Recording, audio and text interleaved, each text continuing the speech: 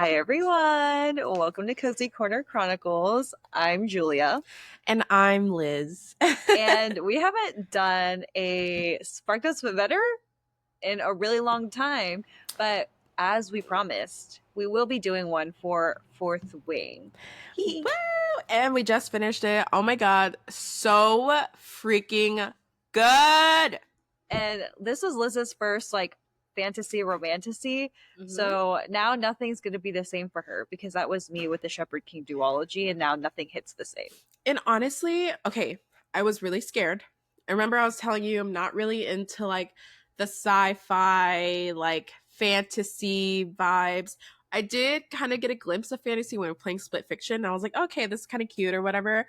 But I just wasn't really into the idea of a fantasy. But this one was written really well. So Well, here we are then.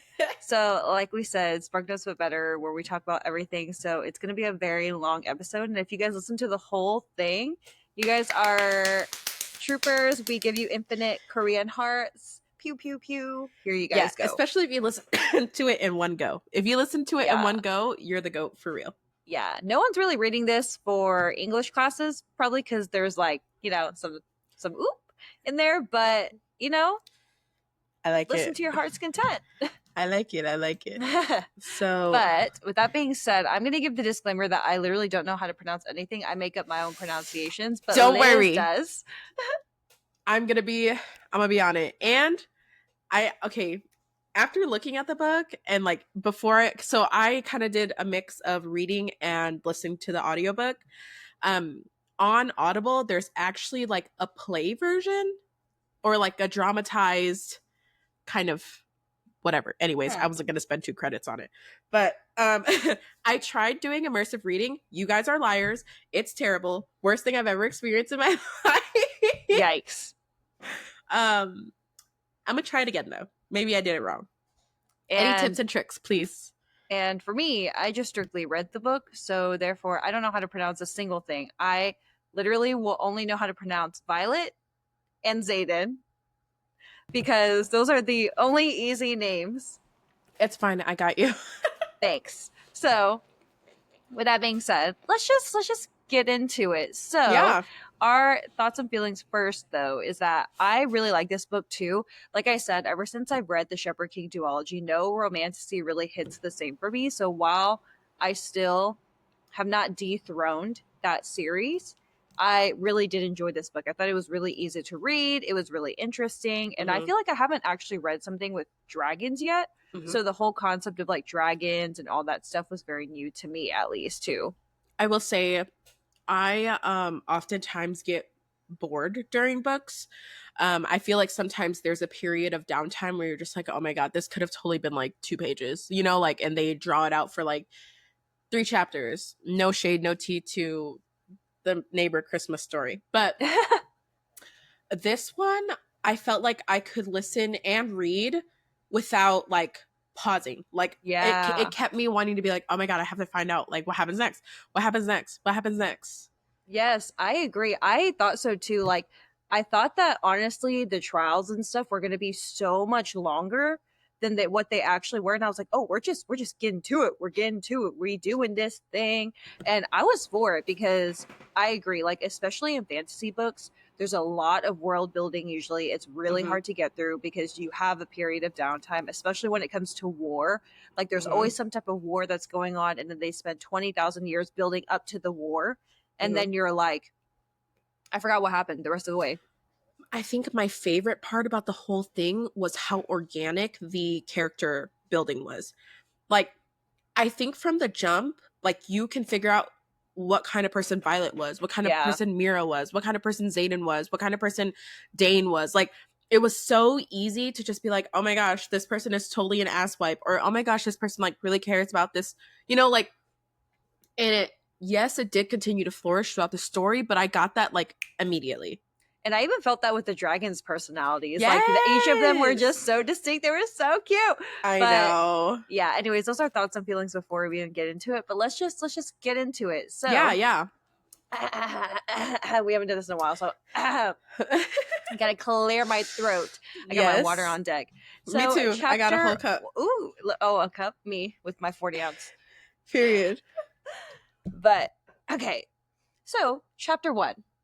Violet Sorengale, like I said, the only name I'm going to know how to pronounce in this, climbs the stairs to the office of her mother, General Sorengale, on conscription day, the day that 20-year-olds from across the kingdom of Navarre, did I say that right? Navarre. Well, already one down. So It's the okay. It day was that really close. Navarre. so the day that 20-year-olds across from Kingdom of Navarre select their branch of military service to defend against invasion attempts from the Griffin riders of the Kingdom of Poramel. So Violet overhears her renowned dragon rider sister Mira arguing with her mother about Violet's poor chances for survival should she pursue a place among the riders quadrant, as their mother is insisting that she do. Violet enters the office and embraces Mira, who demands that their mother, the general of the Baysgaith War College, did I say that right? Best Gaieth. Ooh. I think I would continue saying it the way I was saying it, but Basgiath War College Yes. allow Violet to pursue a place among the scribes instead. Violet has spent most of her life training to join the scribe quadrant and is thus ill prepared for the physical and psychological demands of the riders. General Sorengale disparages their late father's choice to shelter Violet in the library due to her physical oh my gosh, I cannot talk today. Frailty, which stems from an illness that almost killed her in infancy. She demands that Violet joins the Riders to gain prestige, reminding the girls that their father is dead and no longer has a say in Violet's future. Mira warns that Violet will likely die during the trials and also evokes Brennan, their older brother, who died with his dragon while basically like quashing the Tyrish rebellion. Hopefully I said Tyrish right too. Tyrish, I think. See, look at this. This is why I don't pronounce things, okay? So I'm going to say it wrong probably 10 more I times. think from the jump, I always hated the mom. I think she's like typical, like She's a bitch. she's not a stepmother, but she's giving stepmother vibes. Yeah, like why do you have to be so rude? I think that's the only thing. And I feel like in the story, Violet's like, oh my god, she's our sweet baby. And so I'm like, don't be mean to her. I will literally fuck you up. I agree, because obviously, like, and she has like, it's weird though, because she's the youngest child, but she's definitely not getting younger child treatment. Except maybe by her dad. But like they said, she's just very frail. So like she's always been a writer, so whatevers. Yep. So later, Mira helps Violet reorganize her pack and gives her protective clothing to help her survive the trial, including a near impenetrable corset lined with dragon scales. Mira removes several books from Violet's bag because she has like a crap ton just in her bag because she loves to read and write. Like that's just who she is, including a book of folklore from their father. The book describes the Venin, evil people who forcibly corrupt magic and create weirvens. No, weirverns. I actually don't thingies. remember. Yeah, I don't remember this word. The I think evil wyverns. thingies. Wyverns. Yeah, wyverns, weirverns, whatever it is. So Mira also emphasizes that the other cadets will try to kill Violet just because of her family's name, because they're going to think she has special treatment. But Mira tells her to find Dane Atos, an old friend and potential romantic partner of Violet's, who is a second-year Rider cadet and a leader of a squad.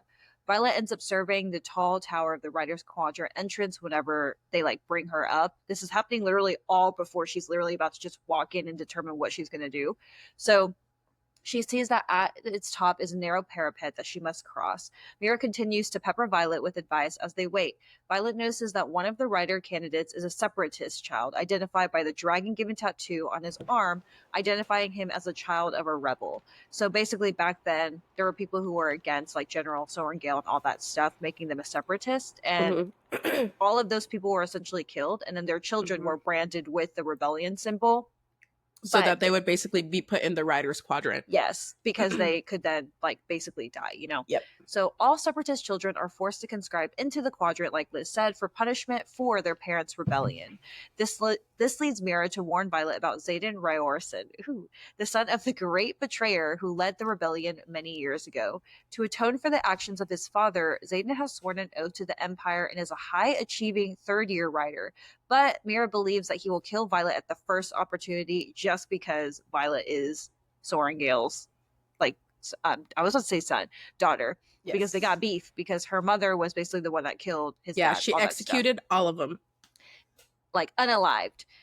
So Violet joins two other trialists. This is where it all goes down here. I'm gonna call her Riri because Rhiannon. yeah, I'm gonna say Riri. You know, it's given Riri. So she joins Riri and Dylan as they Wait, climb the I tower, laugh though because like, how do you have a name like Rhiannon, Zayden, and and it's then you have mine and Dylan, Dylan, freaking Dylan. bro, I Dylan. know. That's why Dylan wasn't important. I'm kidding. As they climb the tower, at the top of the tower, three cadets prepared them to cross. Violet is immediately attracted to one of them, but learns that he is Zayden. The two confront each other. They basically just like stare each other down. And Zayden reminds Violet that her mother executed his father, and Violet claims that his father killed her brother, basically. So basically, it's like this three-way unaliving thing where like Zayden is supposed to hate her because her mom killed his dad, and then his dad killed her brother, and all that stuff. So the tension is broken though when Dylan screams, falling from the rain-soaked parapet to his death. So there's a lot of stuff happening in chapter one. There's a lot of stuff happening in every chapter, so it's gonna be a lot to like get through. But stay for the ride, the dragon ride. Stay Haha, for the ride. Stay for the ride. stay for the ride, the Rider's Quadrant. So once again, I'm going to call her Riri. Okay, so don't judge me. Riri promises to wait for Violet on the other side and begins to cross. And before she actually does this, Violet actually gives her a boot because her boots are like more grippy, by the way. So she's like making a friend, you know. So Violet looks out across the storm that has descended since they first climbed the tower. When she hesitates, the candidate behind her, freaking Jack Barlow, I hate piece this of bitch. piece of poop, threatens to shove her. As she crosses, she recites the history of Navarre to calm herself.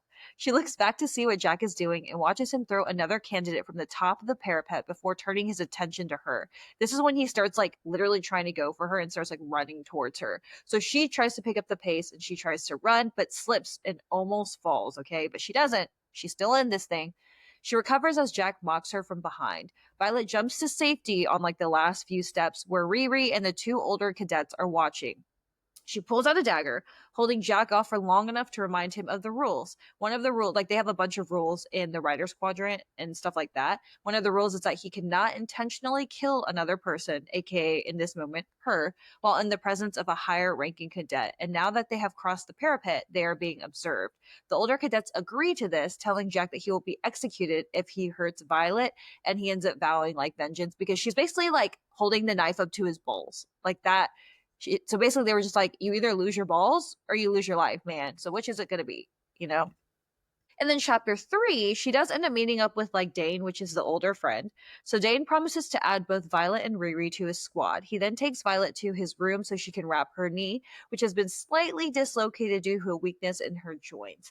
And like another rule about this is like you're not really supposed to be like flirting with older riders, is what it seems like. That's kind of like a no-no, but I mean people still do it anyway. And also, as like a first year cadet, you don't get your own room. So Dane gets a room because he's like an older rider. So Dane also shows off some of the powers he has as a dragon rider, which include minor telekinesis. She and Dane flirt a little bit before he tries to plot a way for her to escape the rider recruitment, insulting her in the process by referencing that she's basically like poor and like poor health. They reach the courtyard and enter from different directions so that people will not realize they were together. Violet joins Riri and catches sight of Zayden again, and she wonders what his signet is, the special power that a rider develops after bonding with a dragon. Signet powers range from healing to elemental control and reflect the rider's innermost personality and ambition. So, like, of course, you're going to get a better power if you have like more willpower, all that stuff is what everyone thinks. So, Commandant Panchek, hopefully, addresses the cadets and outlines the many threats that face them. Only a quarter are expected to survive the next 3 years. When he leaves, the wing leaders, section leaders, and squad leaders begin to sort through the new recruits. While the squads are predominantly composed of first year cadets, there are also some second and third year riders who have not been chosen for leadership. Dane's squad is ordered to switch to the fourth wing, which Zayden oversees. I remember this scene. It was like Zayden was whispering to somebody, and the next thing you know, they got switched into Dane's fourth wing thing. So after the cadets are assigned to their groups, Zayden begins a rousing speech that is interrupted by the arrival of 8 dragons, an event which awes and scares the cadets. Several cadets flee in fear but are incinerated by the dragons for their cowardice. And Zayden ends his speech with a warning against such shameful behavior. So basically, dragons can like smell and sense when you're weak, so they usually will burn the weak ones, like open mouth fire, you're dead type of thing. And then continuing on, the next day the cadets listen to a scribe read the names of the dead. This ritual is part of every morning's roll call. So kind of like Hunger Games, right? You can kind of see at the end of the day versus the beginning that like people are dead. Dane instructs Sawyer, a cadet from the previous year, to direct the first year. So Sawyer is someone who did not get chosen by a dragon, which means that he has to repeat the first year and go through everything again, just so he has the attempt to bond another dragon. So Dane intercepts Violet and she questions him about the transfer of his squad. He admits that Zayden advocated for the change because he wants to kill her personally. Dane emphasizes that Zayden's dragon, here's where it's hard, Sagal, hopefully. Sagale. Oh, yeah! You heard that? First Mhm. try! Anyways, Sagal is an extension of her rider's viciousness. Violet asks Dane what his special signet power is and learns that he can see a person's most recent memories, mainly by, like, if he's able to touch them, I believe. Violet departs for class but catches Zayden's eye as she walks the halls. Zayden taunts her when Dane appears behind her, and Violet runs away, fearing that he will attack. And chapter 5, all cadets attend a battle brief. In Violet, this is like a class basically where all years everyone comes to this one class. So at battle brief, Violet recognizes one of the scribe professors with whom she originally was supposed to train with. The instructors describe a griffin attack from the Poromil kingdom that occurred the night before.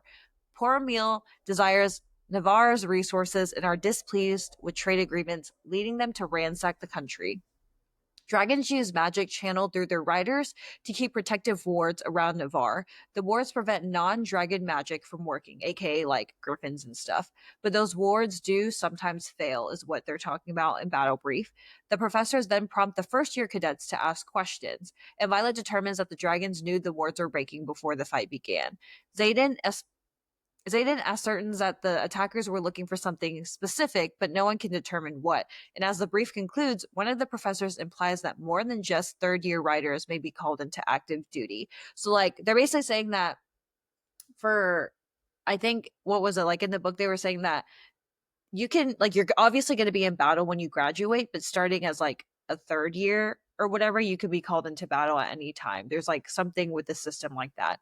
So the cadets go to sparring lessons, and increasingly anxious as she watches the cadets fight, Violet worries about her lack of training and how frail she is. She makes a deal with Riri and Sawyer, promising to help them with history class like battle brief if they help her with hand-to-hand combat. Riri wins her bout easily, and Violet is called to the mat to spar against Imogen. Hopefully that's how you say it. Or is it Why do I not Imogen? remember? It's okay. Imogen? It's Imogen. Okay, Imogen, a Uh-huh. separatist child who is in her second year. The two exchange snide remarks and blows before Imogen tries to kill Violet with the dagger, but Violet's dragon skill corset saves her life. Imogen uses her uncanny speed to tackle Violet, breaking her arm before she yields. Lots of stuff happening Yeah. already. And I feel like even in the first 5 chapters, like even though it was a lot of information, I didn't have an issue digesting it. Yeah, it was really easy to understand. Yes. So that was great. All right. Love that. So, chapter 6, Dane ends up carrying Violet into the healer's quadrant, and Violet recognizes most of the healers because these are people who have healed her basically her whole life. Mind you, she's been living in Basgaeth like forever, right? Yes, because she's been living like because her mom and stuff. Yes. So she has always been around these people. So she reflects on the power of mending, which is basically when the healers can literally fix anything. Like they will do their little magic and your bone that's snapped in half is no longer snapped in half. So um it basically allows all these writers to return objects and stuff to their original state. So her brother was a mender before his death, and a healer named Winifred recommended calling for the mentor Nolan, but Dane tells her not to. Now, Dane basically doesn't want her to heal from her injury because this is their chance to basically put her back in the scribe quadrant. And they're basically Dane and Nolan continue to argue whether or not they're going to mend Violet, and Dane still tries to convince Violet to join the scribes, but she's like, dude, Get basically you're over it. telling me yes, and like you're telling me that you have no faith in me. And she was pretty much just tired of that. I think that it started to really get to her, considering, people are like, oh well, weren't you supposed to be in the scribes? And I feel like he continually rubbed it in her face without trying to, but still did it anyway. So Nolan ends up mending Violet's shoulder, and then she ends up passing out because it was so painful. And then later that night, she ends up going back to the dorms where Rhiannon tells her that she will help her learn combat as long as, they switch information. And then Violet, when she goes into bed, she ends up finding a note from her sister and a notebook that once belonged to her brother Brennan. So the book starts with a letter to Mira, and where Brennan promises to write down everything that he has learned about becoming a writer. And so Violet continues to read, and she discovers that in these battles, these mat challenges, the instructors are the ones who decide who is going to fight who ahead of time, and then she learns where to find their list of combatants. Genius. Genius. So, chapter 7. Late at night, Violet ends up walking along the river, intending to pick some berries so that she can try to make some poison. She ends up climbing a tree, and she sees Imogen and Zayden walking under her, but she can't hear them because the river is so loud. So then she realizes more riders start to arrive, and mind you, it is against some like rule or whatever for them to congregate in groups bigger than 3 I think it's 3, yeah. because of all the uprising in the separatists and stuff like that. So she notices that all the riders who do arrive have black cloaks on, and they have the rebellion tattoos. So there's a lot of them. She ends up lowering herself down onto like this tree to eavesdrop on their conversation. And so it's Zayden basically talking to the younger cadets about how to survive, and they all promise to help each other learn skills just to make it through graduation. Violet was initially supportive of them gathering because she was like, oh my gosh, it's just like a bunch of older cadets talking to younger cadets on how to survive. And then all of a sudden, she hears someone say, when do we get to kill Violet Sorrengail? So Zayden responds and says that he's the one that gets to handle her. And this ends up sparking a debate amongst all the rebels' children on who gets to kill Violet and basically what punishment she's going to get for her mother's sins, which I didn't agree with because what your mom does doesn't reflect on who you are. Yeah. And I just want to say, like, when I was reading the book and they were like describing how she was trying to get down onto like that branch of a tree, I was like, Yes. how did this girl not get discovered? Like, That. there ain't no way that someone did not all, like, besides Zayden, of course, like, know that she was literally right there, right above them. And I was laughing because I could just imagine her like going up and down on this tree. Yes. And they were like, she was basically saying, like, if any of them had turned around, they would have saw her. Like, Which ma'am, means she was he was totally trying to get insane. unalived. I know. Right. So Violet eventually waits for them all to leave, and of course, she gets grabbed by none other than Zayden. And she finds out that one of his signet powers is that he's a shadow wielder, which allows him to hide and disorient other people. He ends up mocking her weakness, and she ends up showing him some impressive skills by throwing a dagger at him with incredible accuracy. So he recommends that she also shows this to Jack so that he will leave her the F alone. He asks her if she's basically going to tell on him because it's in the codex that she should report this. She obviously promises not to. And also, I think during this time, she's like, oh my God, he's so hot. Like, I can't. I know. I mean, I agree though. Right. Hey. So, um, Obviously, once they leave, he's like, okay, well, if you don't tell on me, I'm going to owe you a favor. We move on to chapter 8, where Dane walks Violet to her breakfast duty the next morning, and he worries about her physical ability to handle sparring. She tries to tell him, like, that she's going to be okay because she knows all these things from the notebook, but obviously she is not trying to tell him everything because she's not even supposed to have the notebook at all. So she also Dane also suggests that she avoids Jack because again, he is a literal a-hole and he won't leave her alone, wants to kill her. And even though Xaden has already said that he's going to take care of her, he doesn't give a shit. So she kind of goes into this trance where she ends up comparing Dane and Xaden, which I think we were all doing because, like, obviously Dane has feelings for Violet and it's very clear of that. Um, but like we're still trying to navigate her and Xaden's relationship. Obviously, we know that she is Yeah, attracted to him. right. So, yeah, she was kind of just comparing the two, like how different their advice was to her. So, Violet ends up leaving him to work in the kitchens where she manages to sprinkle some poison onto her next challenger's food. So later, the cadets end up getting a lesson about dragons, in which the professor warns them about the upcoming threshing, where the dragons will pick riders to bond. When the professor shares that there's 100 dragons that are prepared to bond, it obviously sparks discussion because there's not enough dragons for each rider.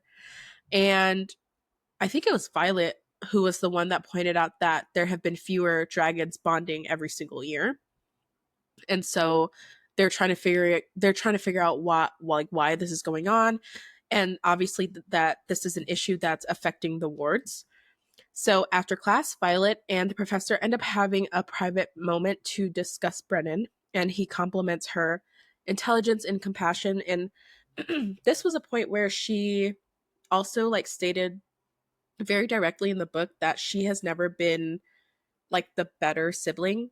She's always been like, oh, Mira is this, Mira is that, Brennan is this, Brennan is that. And whereas she would get compared to them, I think this was the first time she ever truly got a compliment on who she is and, her own little personality traits or whatever.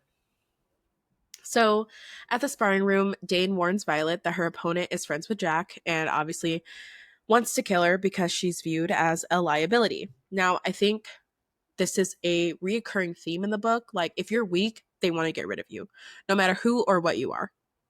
So, Jack again tries to mock her, and she throws a dagger close enough to actually scare him.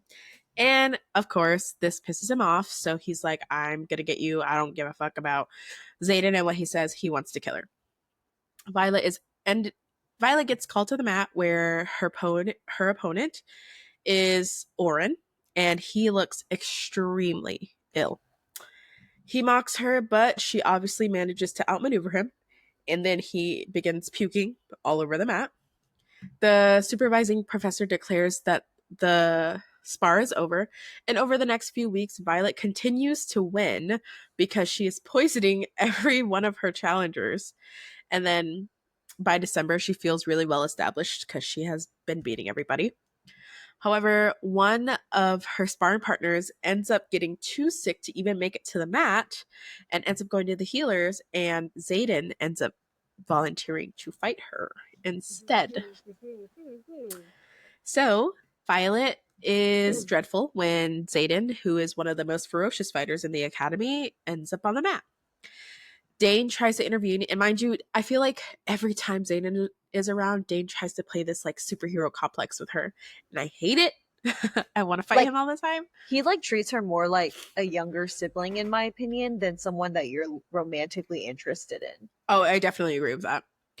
Um, like I said, Dane tries to intervene, but Xaden uses his rank to remind Dane of his social standing. So Violet and Xaden end up sparring, and he gradually disarms her. Now, I thought this was a really cool part of the book because it was like she has, I think, 9 knives. Yes, I think she brought 9 knives, and then they acquire more as you win these sparring Yes. matches. So they're like all attached to her at a different spot. So like she had like two on her thighs, one by her rib cage, like things like that. So he ends up disarming her and like throws them all off the mat or whatever. But while he's fighting with her, he's telling her and showing her how to spar. So that was real cool. And then later that night, Dane ends up smuggling her into his room and gives her a massage. Uh, and As they you can also tell what team I'm already on. yeah, me too.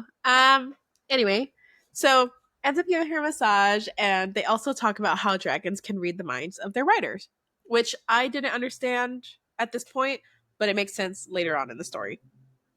So Dane confesses that he reported Zayden, Jack, and another cadet to Colonel Markham, who is a lead scribe, and he basically reported them for harassing Violet and wanting to kill her.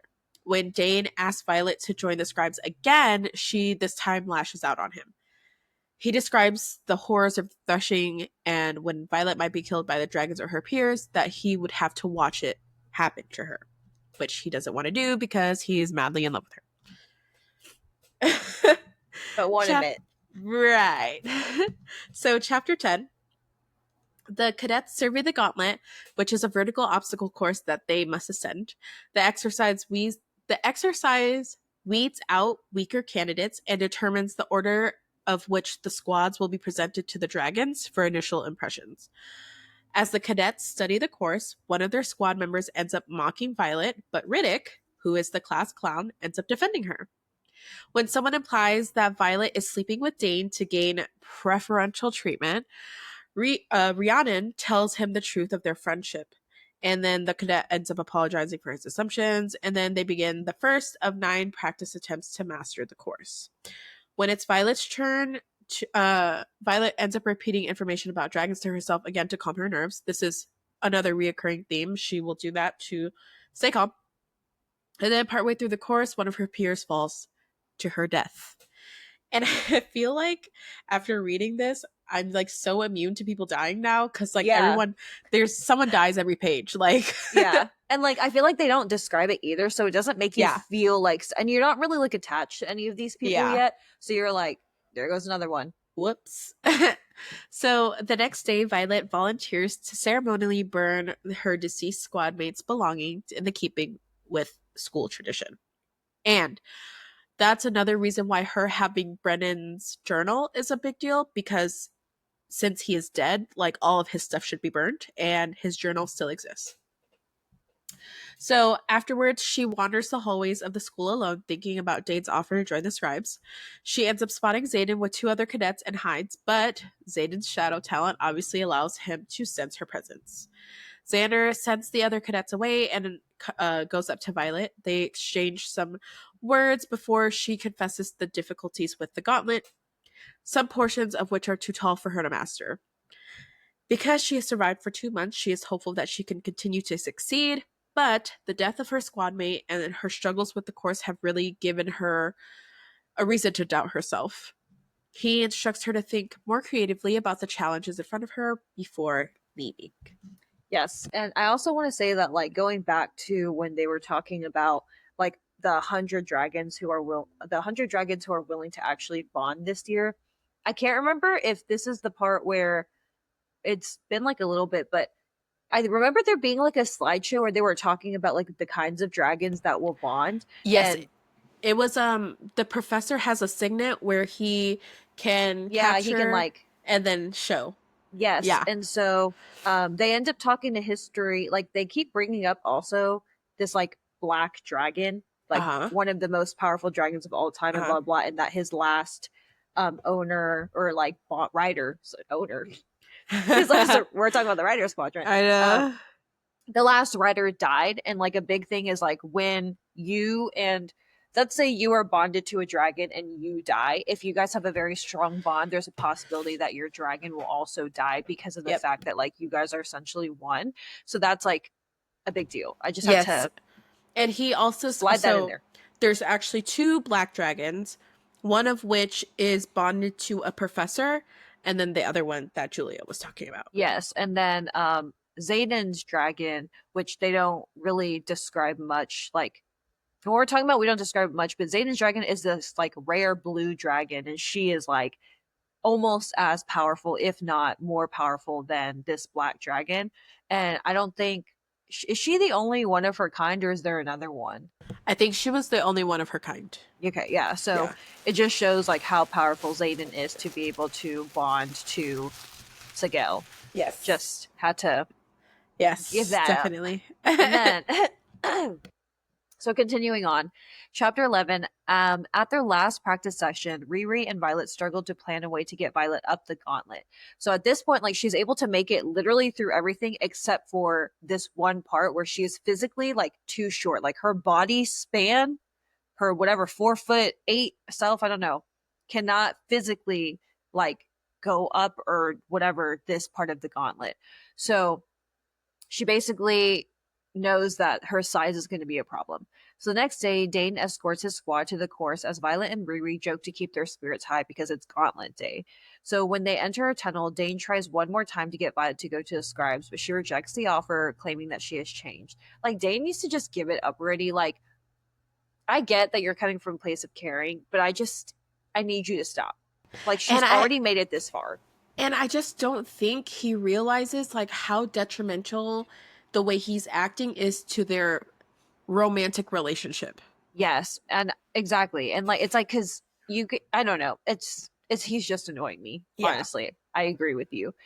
So when it's her turn for the gauntlet, she takes an alternative route to conquering the last two portions of the course, severely injuring her hands in the process. So basically, I can't remember exactly what the last course is, but it requires you to like trail up this thing and then like jump onto this other thing is what I was getting at.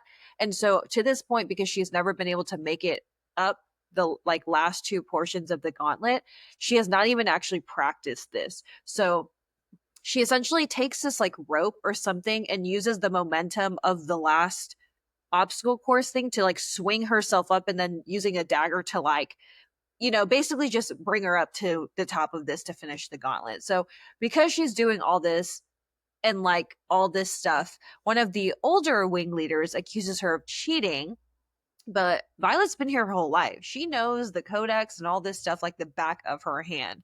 So she basically like recites the rule book and successfully argues that her decision was legal because a big part of it is saying that like you can't use outside things to help you and you could only use like things that are a part of you. And since Violet had already brought the daggers in and they were like all sitting on her and she like won a bunch of them, technically they're like a part of her, and that's why she argues that she can use whatever she needed to actually be able to get through this thing. So yeah. And then chapter 12, the surviving cadets are brought to a private training ground where dragons await to judge them as they walk by. This was so funny to me because it's basically like you are parading in front of dragons to show off who you are as a squad and an individual to like be chosen. Like, I don't know. It was so funny reading this because I was literally like, they're basically just strutting around the dragons. Literally. Yes. I It, thought this part was funny too. I would not make it. I'm gonna just say, like, if I had to strut in front of the dragons, I would be like trying not to make eye contact. Like, I would be trying not to make eye contact with them, but I would end up making eye contact, which you're not supposed to do. I feel like I'd be So, so scared. me too. Like, I would pee my pants. Yeah. So dragons are expected to incinerate any cadets they disapprove of. So because of that, they like walk with a bunch of gap in between them so that the dragon does like if someone behind you or in front of you gets incinerated, you don't get caught in the tail fire, especially since you want to live and be chosen, right? So before they even go, though, the squad learns through gossip that one additional dragon has joined the presentation, an extremely rare feathertail. So, a feathertail is a breed that is known to be non-violent. They don't fight and they never bond with riders because of the fact that feathertails are considered still like babies. So, they're not really allowed to bond with riders, essentially. And like they're so unpredictable that you don't really know how their power will channel and all that stuff. So a wing leader gives the cadets advice on how to behave in front of the dragons and then sends them into the training grounds.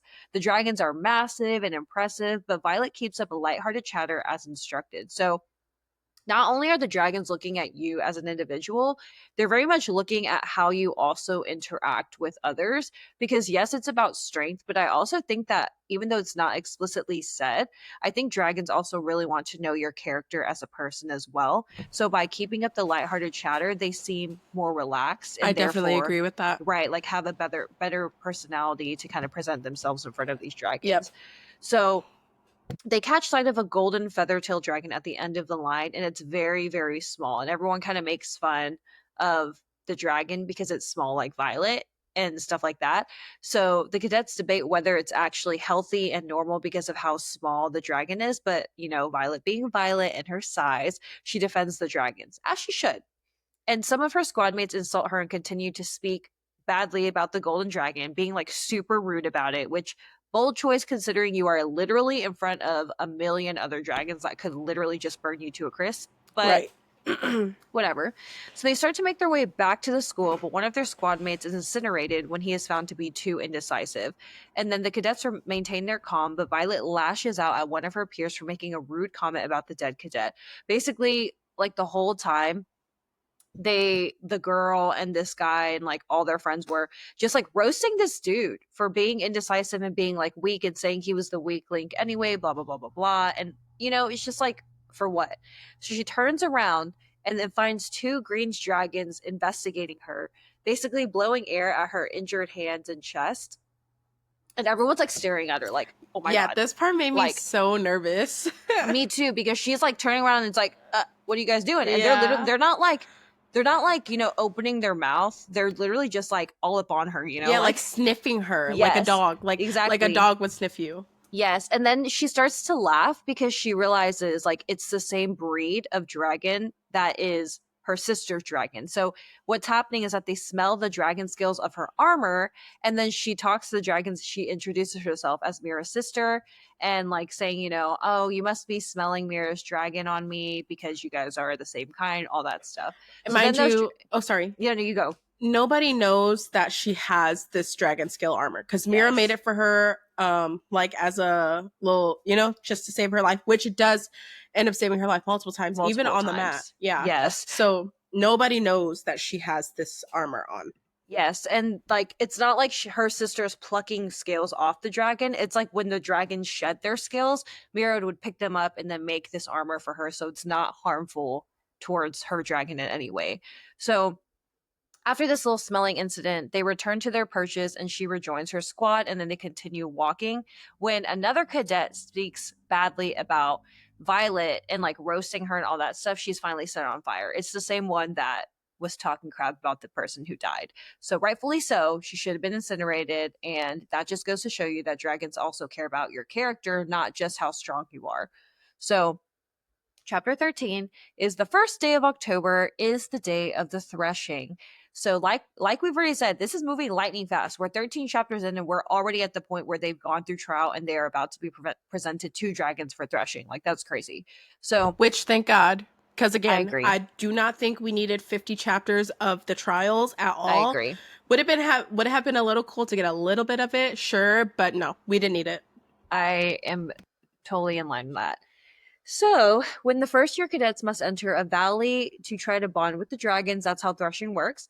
A professor instructs them to follow their instincts because if a dragon has pre selected them, the dragon will lead them through the valley using their emotions. So, this is still playing into the concept that, like, once you are bonded with your dragon, they can, like, read your mind, be in your mind, to like telepathically communicate with you, all that stuff. So, Riri and Violet briefly discuss which dragons they would like to try bonding with. Violet spots Jack, who, of course, can't get over how obsessed he is with her, and sends a threatening gesture her way. Literally, Violet, just say you have a crush on yeah, her. dude, you almost lost your balls, okay? Literally, Like, just say you have a crush on her. literally, like Just this is say some bullying, middle it. school, elementary school type of love. So Violet believes that she will either leave with the dragon or die. I mean, that's like really honestly her only two options at this point because someone's going to kill her. So she hugs Riri goodbye and the cadets scatter into the valley.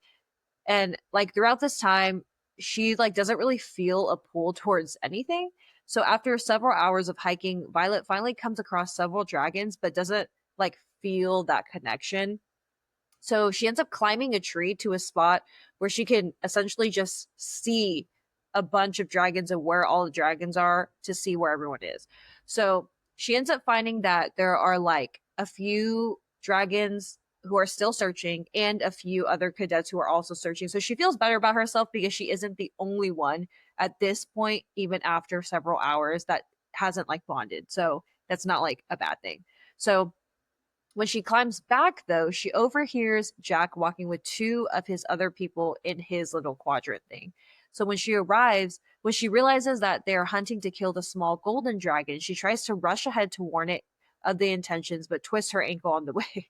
She's so funny. I love that. Honestly, I like that she's frail. I like that it shows a different type of rider. You know what I mean? Like it shows that intelligence and compassion are also very good traits, not just physical strength. So I really appreciate that. So she reaches the dragon before they do because when she was on the tree, she could see like the gold. Like literally, Feathertail stands out so much because the sun will hit her scales and it looks like she's just shining.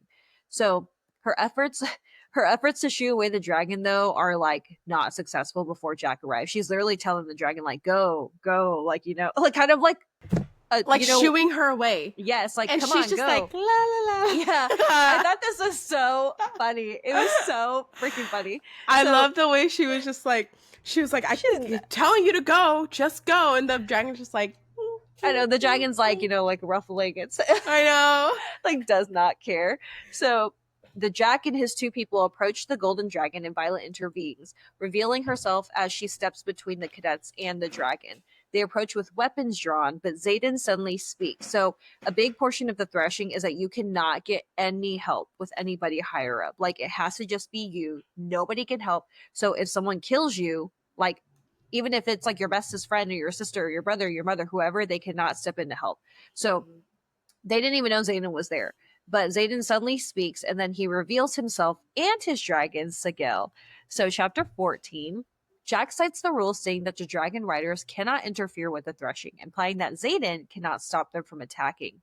So the men end up rushing Violet and she throws a dagger into Jack's shoulder and he orders the other two cadets to kill her and then runs away because he's a wimp. So Violet and the Golden Dragon fight the remaining two cadets with Jaden shouting I just said Jaden. With Zayden shouting warnings as Sigel becomes increasingly enraged. Because, like, bruh, you're about to kill a dragon. Like, what is wrong with you? So Violet knocks out the cadet named Orin, but the other is about to kill her when they are both stopped by the arrival of the exceptionally rare Black Dragon. The Black Dragon telepathically commands Violet to step aside before incinerating the man who almost killed her. So, the dragon instructs Violet to kill Orin, but she refuses because it's the wrong thing to do. Like, she doesn't want to kill him because he's down. Like, she would rather have killed him not okay, she would rather not have just killed him, period. But she feels even worse that like he's not really awake and oriented to be able to fight, To defend that himself. that kind of thing. So he then instructs her to bandage her injuries before commanding her to get onto his back. So she realizes that he has chosen to bond with her. That was like the craziest part. Like I once they had set the Black Dragon though and saying that he was without a rider, Yeah, I like like that. It you was already knew. obvious. Yeah, like you Yeah. already knew. So he shocks her by bowing so that she can climb onto his back more easily because she's so tiny. Like she doesn't like she's not gonna be able to get on these scales. And mind you, these dragons don't bow for anybody. Yes. Yeah. And he reminds me of like a little grandpa. Like the He dragon just it's so funny. is. So this is where I'm gonna butcher the name. I don't So remember his full name. I it's do know okay. his So short name though. he introduces himself. This is his full name, okay? It's very formal. It's I think it's Ternion Notch. I think Sure. it's Terraninok. Terraninok. Yeah, so But his name is Terran. it's Terran. It's Terran for short. Yeah, yeah. So he introduces himself as his real name, but it's Terran. So before they woof into the sky, and he moves too quickly, and she slips, dropping into a free fall. So just because you're bonded does not mean you're safe, because then you have to actually stay on the back. Because if and you they don't be stay on the catching back, you. yeah, you just die. So Yeah. it's ruthless out here. I wouldn't survive, just point blank. So Taryn catches Violet before she hits the ground, which is something that dragons also don't do. So it's he's just grandpa vibes. Then he throws her into the air so that she can remount his back. He flies more gently and instructs her on how to ride him using magic to keep her in place. Like he basically uses his magic to like hug her leg so that she won't fall, essentially, Mhm. is what he's doing, which also was unheard of, right? Because dragons are dragons. They So don't do that. Yeah. yeah, he performs a series of aerial acrobatics to impress the dragons and humans in attendance. Then Which tells was Violet, hilarious. yes, it was so funny. He's like, "You're making me look bad, bro." Yeah. Then tells Violet that he chose to bond her with her because she saved the golden dragon and showed her courage and fortitude. Because she's thinking like, "Oh, no way that this dragon just chose me. Like, no freaking way. The best, rarest dragon of all time is choosing me. Like, bro, what?" So the other dragons show deference as they enter the training grounds, and the golden dragon catches up to them. Terran helps Violet to dismount by extending his leg, and then she approaches the high-ranking officials to report her bond. So what they do is they arrive like at this place, and then you go up to the people and you tell them the name because the dragons will only reveal their real name, like the full name, to you if Hmm. you are bonded. Hmm. So I also saw this coming before Yeah. it even happened. So General Sorrengail does not look at Violet when she arrives, but Violet gives the role keeper Terran's true name, but is shocked when suddenly in her head she hears the Golden Dragon gives her her name as well. I'm not going to be able to say this full name, but I'm going to try. I'm going to look at it and try. Indarnarum Yeah. or Close. okay, or Indarna as well. Yes. So she's like, "What? Oh my god, there's two of them." Like I think we all could see that coming. There was no way Yeah. that this little tiny dragon wasn't going to bond. So Taryn and Indarna urge her to give both names, and when she does, everyone loses it. They're like, "What? Oh my god, Literally. two dragons!" Like all Yeah. that stuff. And they're like, she can't do that. Yeah, you can't do that. Yes, I can. Literally. And I want to say her mom was also a bitch during this time because she was like, there's no way. There's no way. And there was a professor that was about to say the dragon's name. And she was like, no, let Violet say it. See if she's truly bonded. I was like, you Yeah, rude like ass bitch. first off, Dane doesn't believe in her. You don't believe in me. You know what? She believes in herself. You know who else believes in Period. her? Zayden. Literally. And her dragons. And Leave her her. dragons. Mm-mm, And mm-mm. Darna. Taryn. Anyway, sorry. Got a Just little had to heated. say that because her mom is rude. Agreed. So in chapter 16, the generals end up arguing over the correct protocol for a rider who would have two dragons. Meanwhile, Jack is receiving medical attention nearby and yells at the medics when they suggest surgery. He also yells at Violet, but then when he learns that Taryn is bonded with her, he obviously is extremely scared of her. So when alone, Violet ends up asking Professor Kaori if two dragons have ever bonded to a rider at the same time. He tells her that she is the first, but it would ultimately be up to the leaders of the dragons to decide whether or not she would be duly bonded. So Taryn ends up telling Violet to remain with Xaden as the dragons depart the valley to discuss the issue.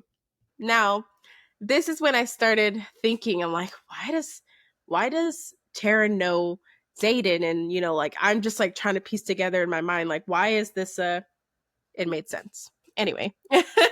So Violet ends up meeting with Rhiannon, Riddick, and Sawyer, all of whom have also bonded to dragons. Which I was the happiest for Sawyer because he had Yes, to me too. repeat him. And he got a good dragon too. Mm-hmm. So Dane arrives and pulls Violet away, insisting that she choose Indarna when she is asked to choose. And she's obviously like, what the fuck? Why? Like, like, why would I do that? Stuff like that. Dane reveals that Taryn and Sigale are a mated pair and Which claim. Oh, I go will ahead. say this is the part that I was like not expecting was that the dragons could be mated pairs because everything else I was like, and that's gonna happen. But when they said that they were mated, I was like, oh, I And didn't it think kind about of eats that. down because I'm like, okay, so now my gears were spinning. I'm like, well, if they're mated and Zayden wants to kill Violet, like, how is that going to work? Like, oh, Uh-huh. so cute. Okay, anyway. Uh-huh. So, they are a mated pair and says that if she chooses Taryn, Xaden will kill her. He forces Violet to relay the events that happened in the valley. Xaden steps out of the shadows when Dane begins to imply that he broke protocol by manipulating the threshing. Xaden defends himself, saying that even though Sigale did call for Taryn, Taryn was the one who decided to ultimately bind with Violet. And then Xaden asked Dane if he would have broken a rule to save Violet. Dane says no. Little bitch. And again, you are not going on the right side of the romanticy scale, sir. Like, Xaden basically said he would break a rule to save Violet. What woman would not want to hear that? But also, it's like, you have to keep in mind that Xaden is supposed to hate Violet, yet he is more willing to break a rule to save her than her Right. own supposed childhood best friend who is now Right. in love with her. Like, get And real, dude. yeah, and you're trying to play all goody two shoes. Like, boy, bye. Please, boy, bye. Yeah. So the dragons end up returning, and Xaden orders Dane into formation, then warns Violet that if she puts too much faith in Dane, or that she is putting too much faith in Dane. He also ends up warning Violet that because Taryn is so powerful, his rider bonds run extremely deep. And when his last rider died, he almost died of grief, which is so sad. Taryn, you don't deserve this, Grandpa. I know. As the rider to his mate, Xaden therefore has now an extreme interest in keeping Violet alive. Because if Taryn and Violet end up forming this beautiful, amazing, sweet bond, and she dies, and now he is in grief and ends up dying, Sigale will also probably die. Yeah, so that's like four like lives at risk if one of them dies. Exactly. So Xaden ends up warning Violet that there are going to be a lot of unbonded riders who are most likely going to try to kill her and convince Taryn to bond with them instead, which is crazy, but very, very much could happen. So Violet then rejoins Taryn and Andarna as they arrive, and General Melgren, who is the leader of the army, announces that the double bond will stand. The ceremony concludes with the dragons bestowing relic marks on their riders, which I thought was so cool. It's like a tattoo. Yeah. Free tatted up. Literally. For free. And obviously the tattoos indicate that they are bonded. Dane kisses Violet. Like, dude, after you just said you would never break a rule for her, you think you can lay lips on her, bro? Without my consent, bro? Yeah. Not in front of my dragons. Don't kiss me after you just disrespected me. Like, don't even breathe my air. Not in front of my chicken strips. Not in front of my salad. So he lays some lips on her, rudely. Yeah. But she is surprised that she, at this moment, does not feel any passion towards him. And she said she would, in, past times, she wanted this. She wanted this to happen, and she wanted to kiss him for so long. And now that she got the lips, she didn't want him no more. Yeah, because at this point, who would want Dane? And don't lay your crusty ass lips on me after you just said you would not do anything for me.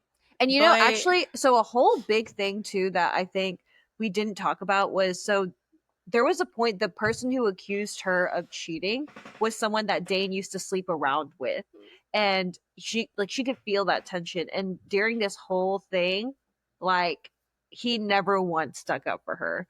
And he always immediately basically just sided with the girl too, whenever she was accused of cheating. And like, bro, don't put me in your love triangle. At the end of the day, if you don't want me, you don't want me. Just say that. Yeah. I got bigger fish to fry. Yeah. And don't lay your lips on me. Without my consent. Not in front of my dragons. Or in front of my mans who's not my mans. Exactly, but will be my mans. Period. So, chapter 17. Violet is now given a private room because she is officially a dragon rider. Mm-hmm. And the next morning, her and Rhiannon walk together.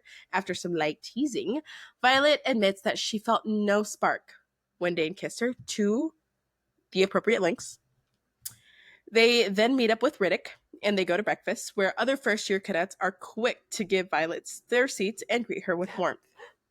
They're like, please, Violet, stay in my seat. By all means, by all means. Anything you need. Syrup?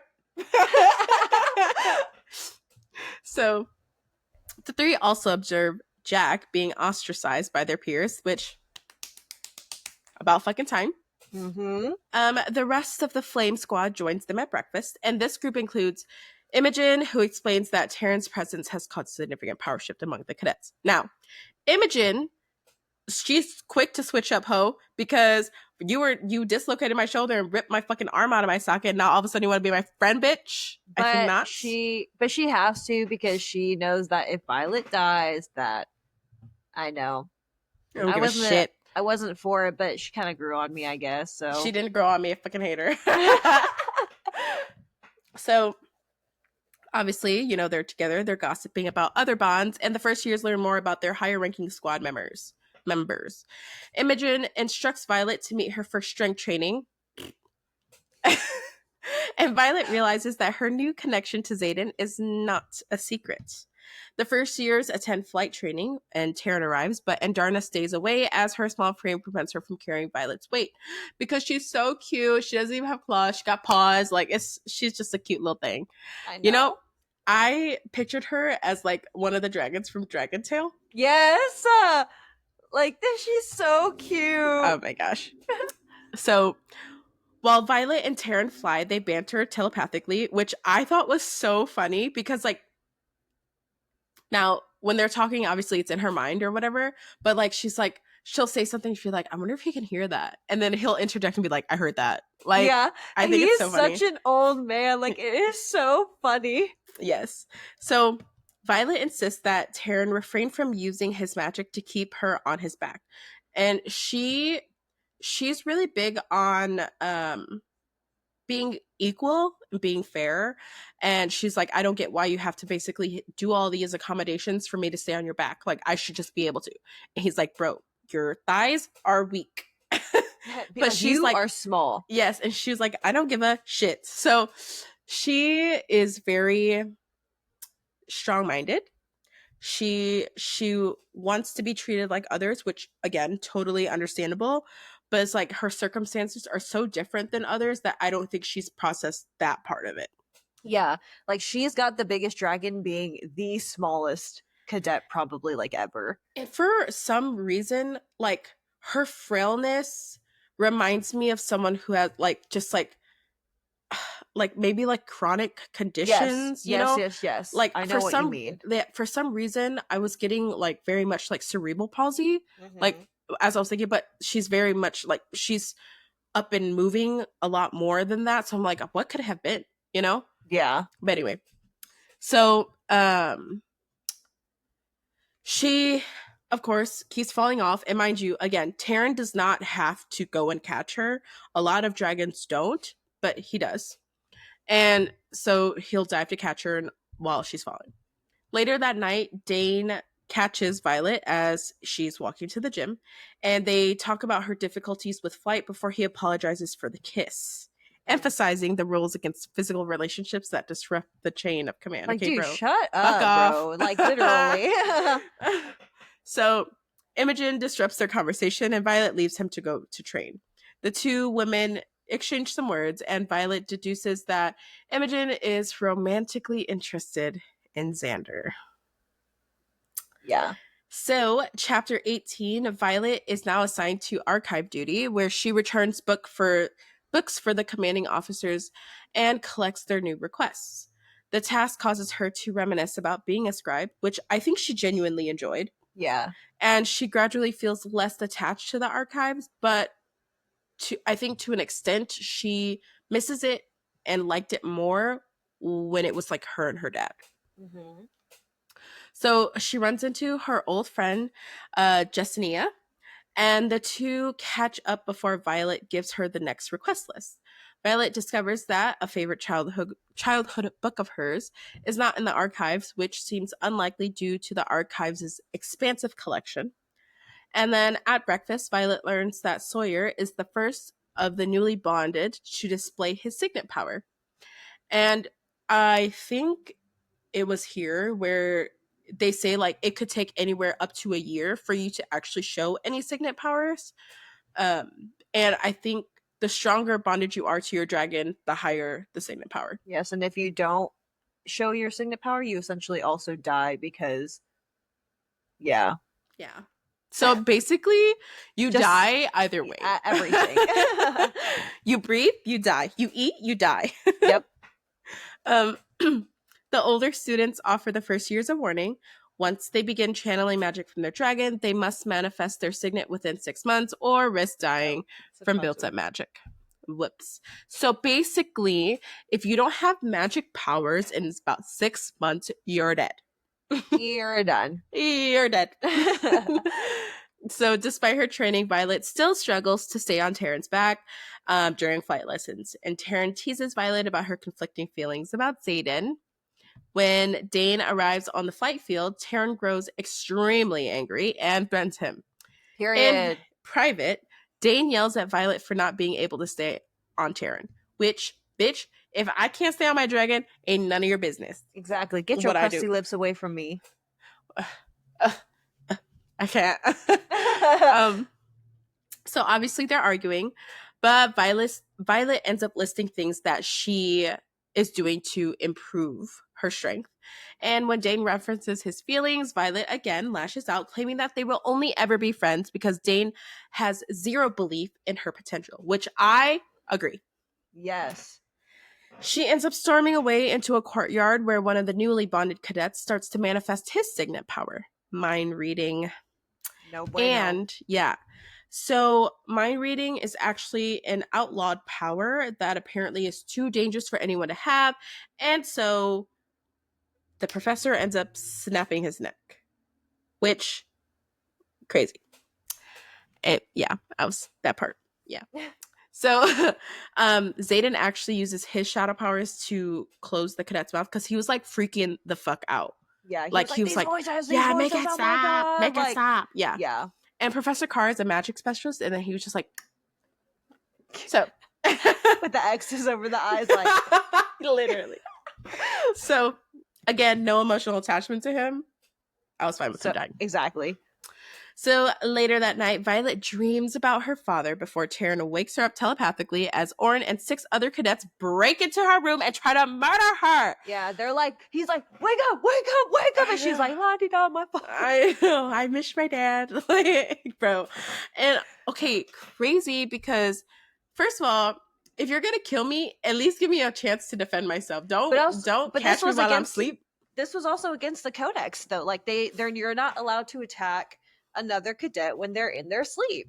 Bro, so they was breaking the rules. Like, dang, y'all that desperate because you wasn't gonna get bonded anyway after you killed her. So that's some crazy ass shit. Confused. Yes.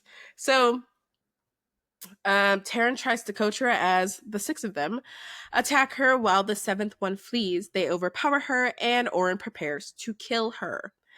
Then Violet's door swings the fuck open. She can't see who is there, and Darna ends up freezing time for everyone except Violet. Yes, and I was like, okay. I said I wasn't thinking that was going to be the signet, but you know what? I stand. And mind you, she's not even really supposed to have powers in the first place. Yes, because no one knows. So, So, Chapter 19, Violet frees herself from Orin's hold and makes her way to the door where Xaden is frozen, but extremely, extremely upset. And Darna ends up unpausing time, and the unbonded cadets see Xaden and drop their weapons as Orin tries to justify their murder attempt. There's no justification for that. I was like, right. So Xaden uses shadows to choke everyone but Orin to death before cutting Orin's throat. Crazy shit right there. Mm-hmm. Other high-ranking cadets enter the room to survey the damage, and Violet goes into shock as the adrenaline wears off. Now, like Julia said in the beginning, she is so against killing people. Like, I think she is probably one of the only cadets who feel that way. Yep. So the other writers, who again have the marks of the rebels' children, finish cleaning the room and leave Violet with Xaden. He ends up helping her into her shoes and takes her to an underground tunnel so they can speak to Taryn. They exit onto the training field and wait for him, Sigale, and Darna to show up. Xaden then confronts Taryn, demanding to know what happened in Violet's room. Sigale surprises Violet by speaking to her telepathically, which is a side effect of being Terran's mate. Crazy story because there's more coming with that. Yep. Yeah. I was like, yeah.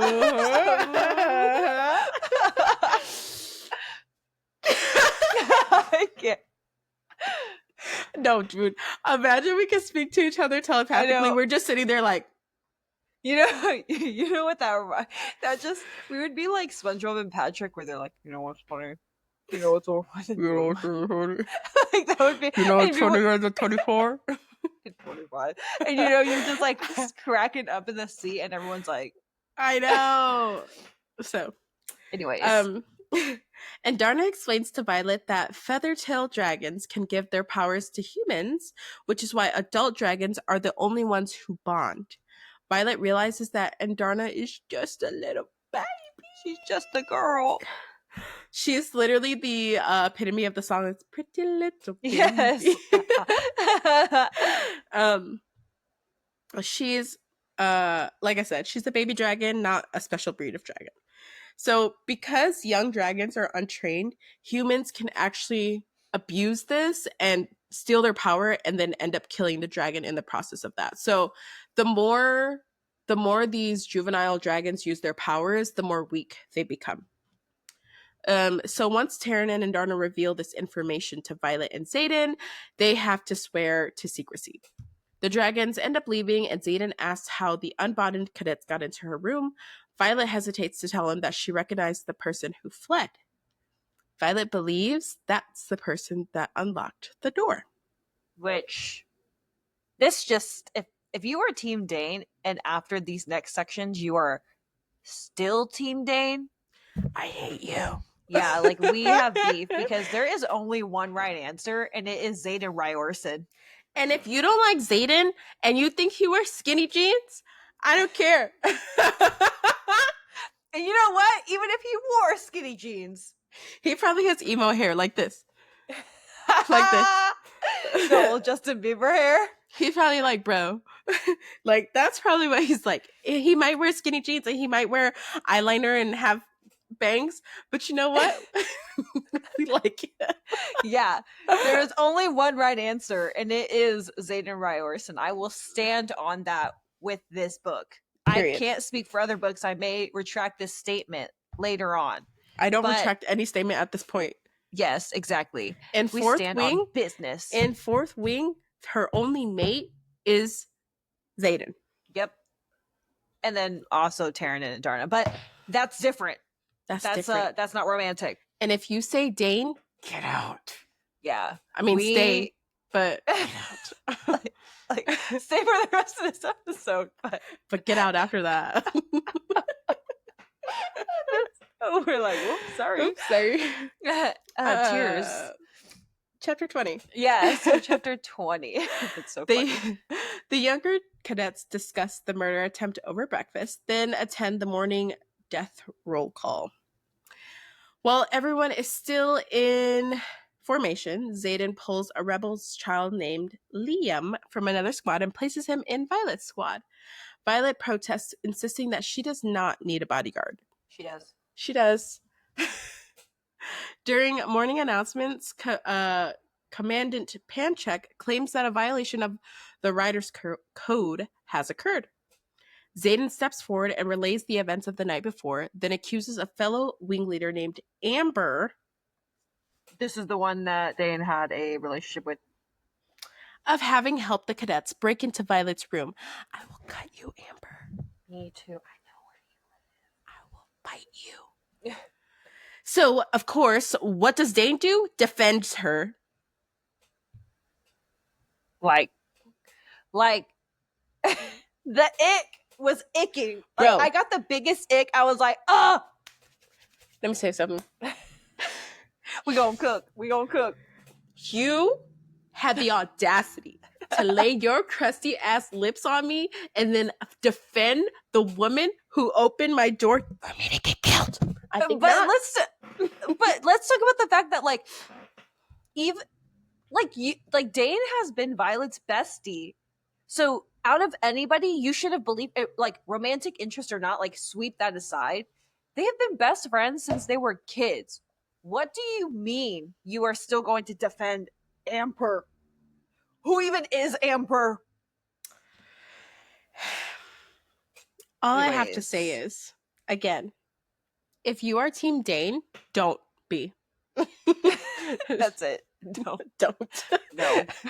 His name is no longer allowed to be spoken. His name is going to be X. X for Zayden. How would you have to replace everything with X? So Dane, of course, tries to defend Amber, but Violet insists that Zayden is telling the truth.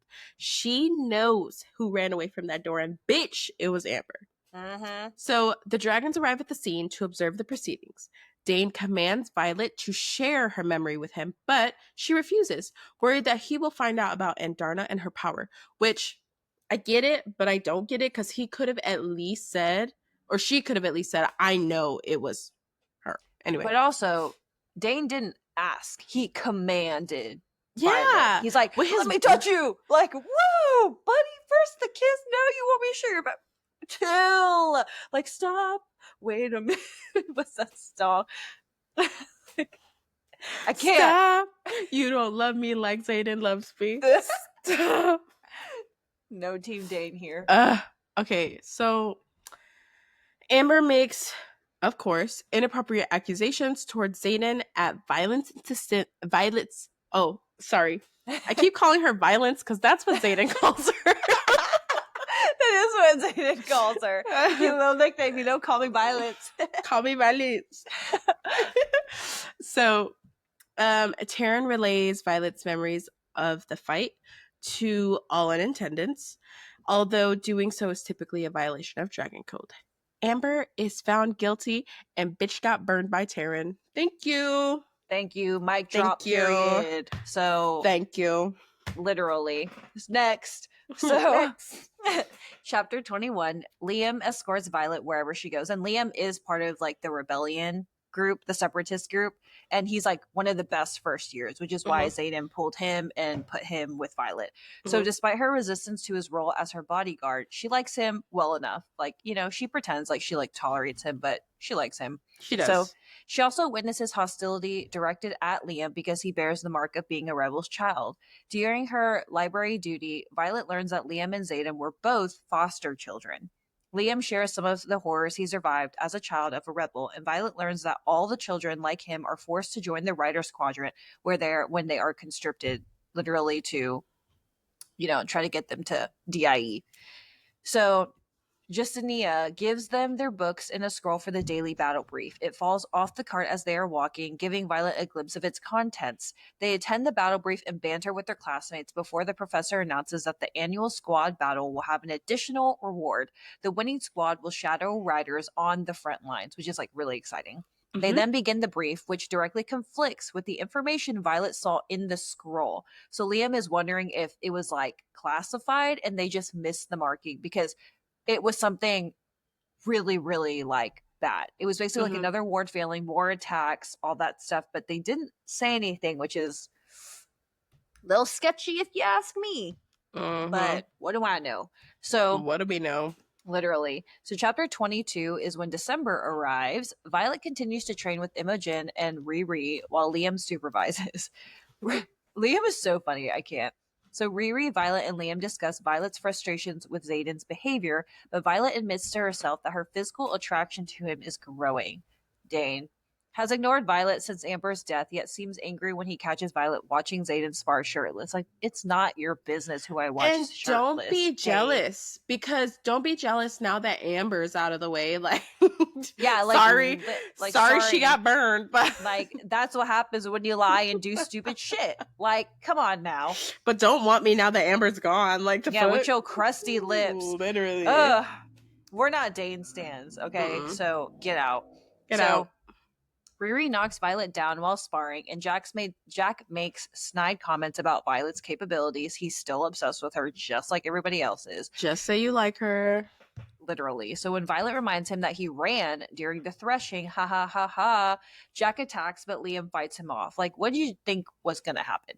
Please, by all means, what did you think? So as a result, Zayden gives Violet instructions for fighting and self-defense. So later that evening, Violet is overcome by both pain and power. This part was like, ooh, Girl, she always in pain. I know, but this part I was like, ooh. So Mm-hmm. eventually the pain recedes, leaving her with seemingly endless energy as she finally begins to channel Taryn's magic. She leaves her room and runs into Liam. And she feels with the lust when she sees him and flees, realizing that because Taryn and Sigel are, you know, you know, doing the D for the PG. Getting it So on. getting on Marvin Gaye, So so um basically what ends up happening is that when she cannot handle all that stuff from Taryn, Zayden teaches her how to shield herself from Taryn's thoughts. Although she successfully blocks herself from the worst of Taryn's emotion, she and Zayden kiss. Mick. This was finally.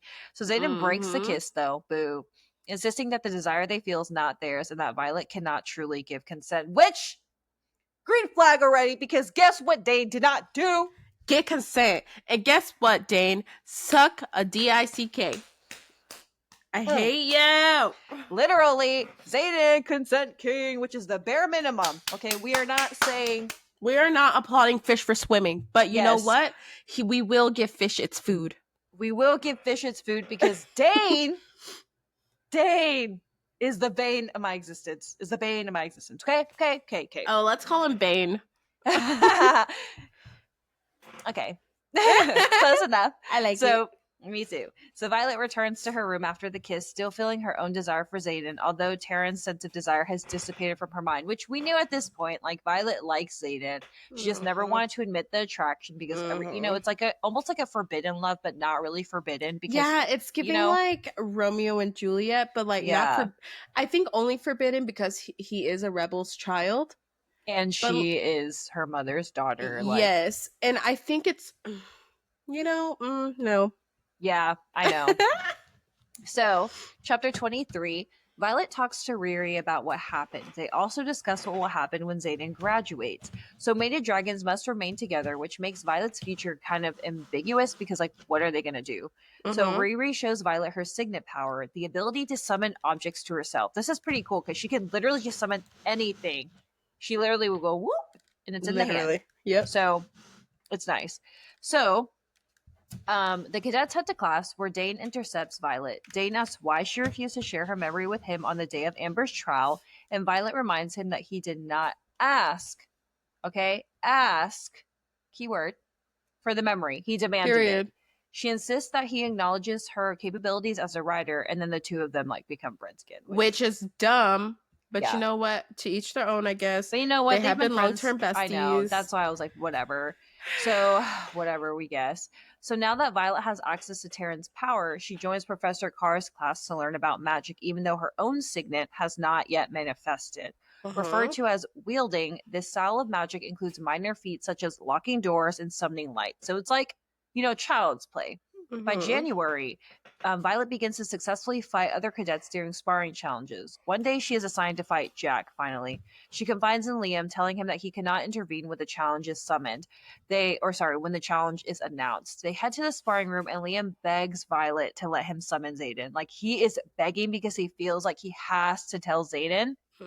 But he's also like, but Violet's my friend, So she allows it finally, and then knowing that Liam will not find him in time, Taryn tries to give her advice as she and Jack face off.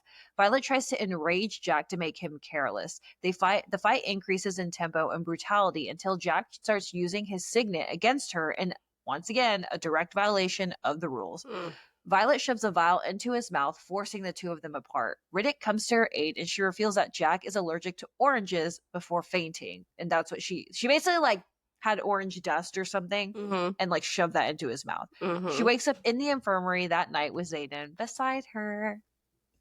So, 24, Zayden tells her that Jack survived his allergic reaction before expressing his anger that Violet kept the fight a secret. She insists that she must prove her own strength. She mentions their kiss, but he refuses to discuss it. He also decides to take over her training. They start sparring each other the next day, and he gives her specific, specially made daggers, which kind of romantic in this sense, if you ask It's a me. little romantic. Like, It's okay, moment. giving. I know. Yeah, small moment. So, over the next 2 months, Violet does not manifest her signet still, and the power that Taryn gives her grows increasingly uncomfortable. One of their peers fails to manifest a signet in a timely fashion and dies as a result. So, it's like freaking out, you know? Then, one day in March, Zayden takes Violet flying while the rest of the cadets are practicing magic. As they walk to the flight field, Zayden warns her that she will likely be forced to follow him to the front lines next year, which was like kind of expected because they're mating. So, I don't know. Mm-hmm. They are interrupted by some of the commanding officers, including Violet's mother.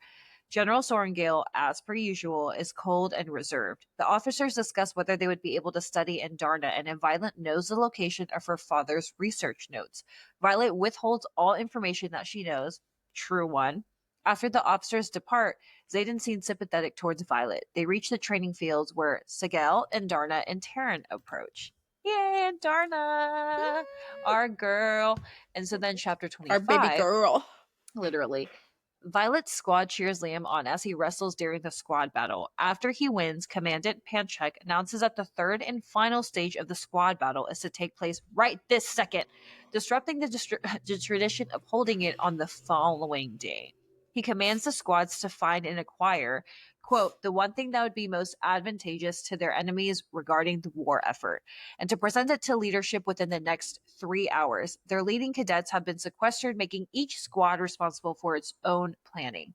So they kind of nominate, honestly, who they want, and they kind of agree that Imogen should just do it. Mm-hmm. So Imogen ends up taking command of the squad, and they brainstorm what to steal. When Liam suggests information, Violet gets the idea to break into her mother's office. 2 hours later, the squad creeps up the staircase to General Sorrengail's office.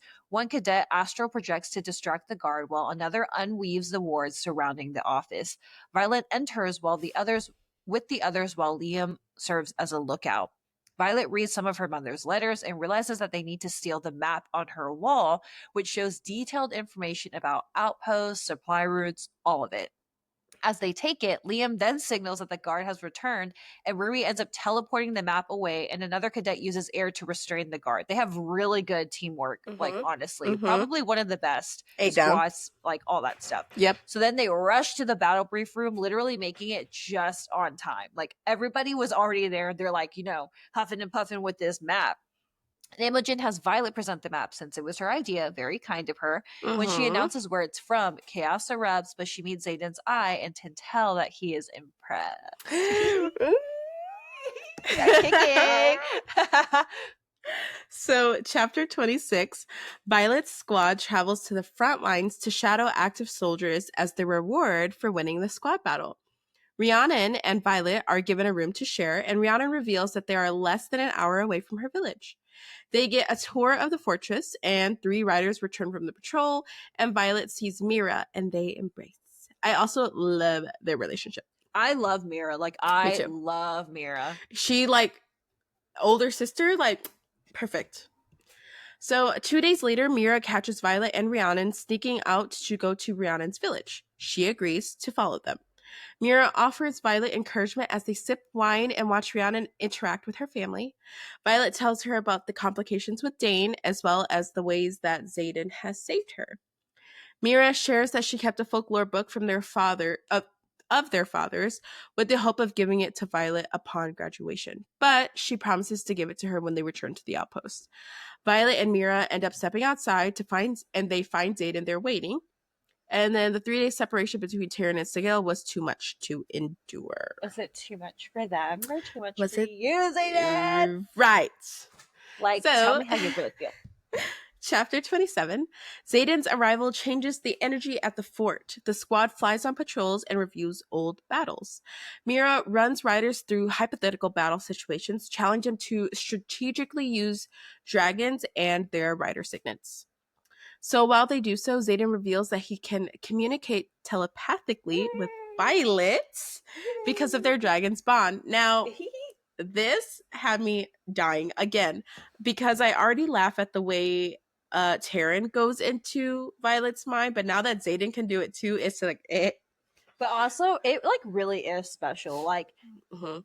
Like you can literally have whole conversations. Like you don't even you can just like be writing something and texting other people and like just talking to somebody else in your mind. Like how Literally. crazy is that? And I think I don't remember where it said this, but how advantageous it would be like on the battlefield to be able to Yes. talk to him even though he's nowhere near. Like, So come on now. that's genius. Hmm. So Zayden flirts and teases Violet without anybody knowing, but Violet struggles to learn how to telepathically reply. Mira takes Dane, Zayden, and Violet out into the hallway after the simulation. She yells at Dane for his petty behavior, then questions Zayden about the mated dragon bond. Violet defends him when Mira starts to make cruel comments. Stick up for your mans. Period. And so their fight is interrupted by the approach of griffins, and Mira realizes that the wards have fallen.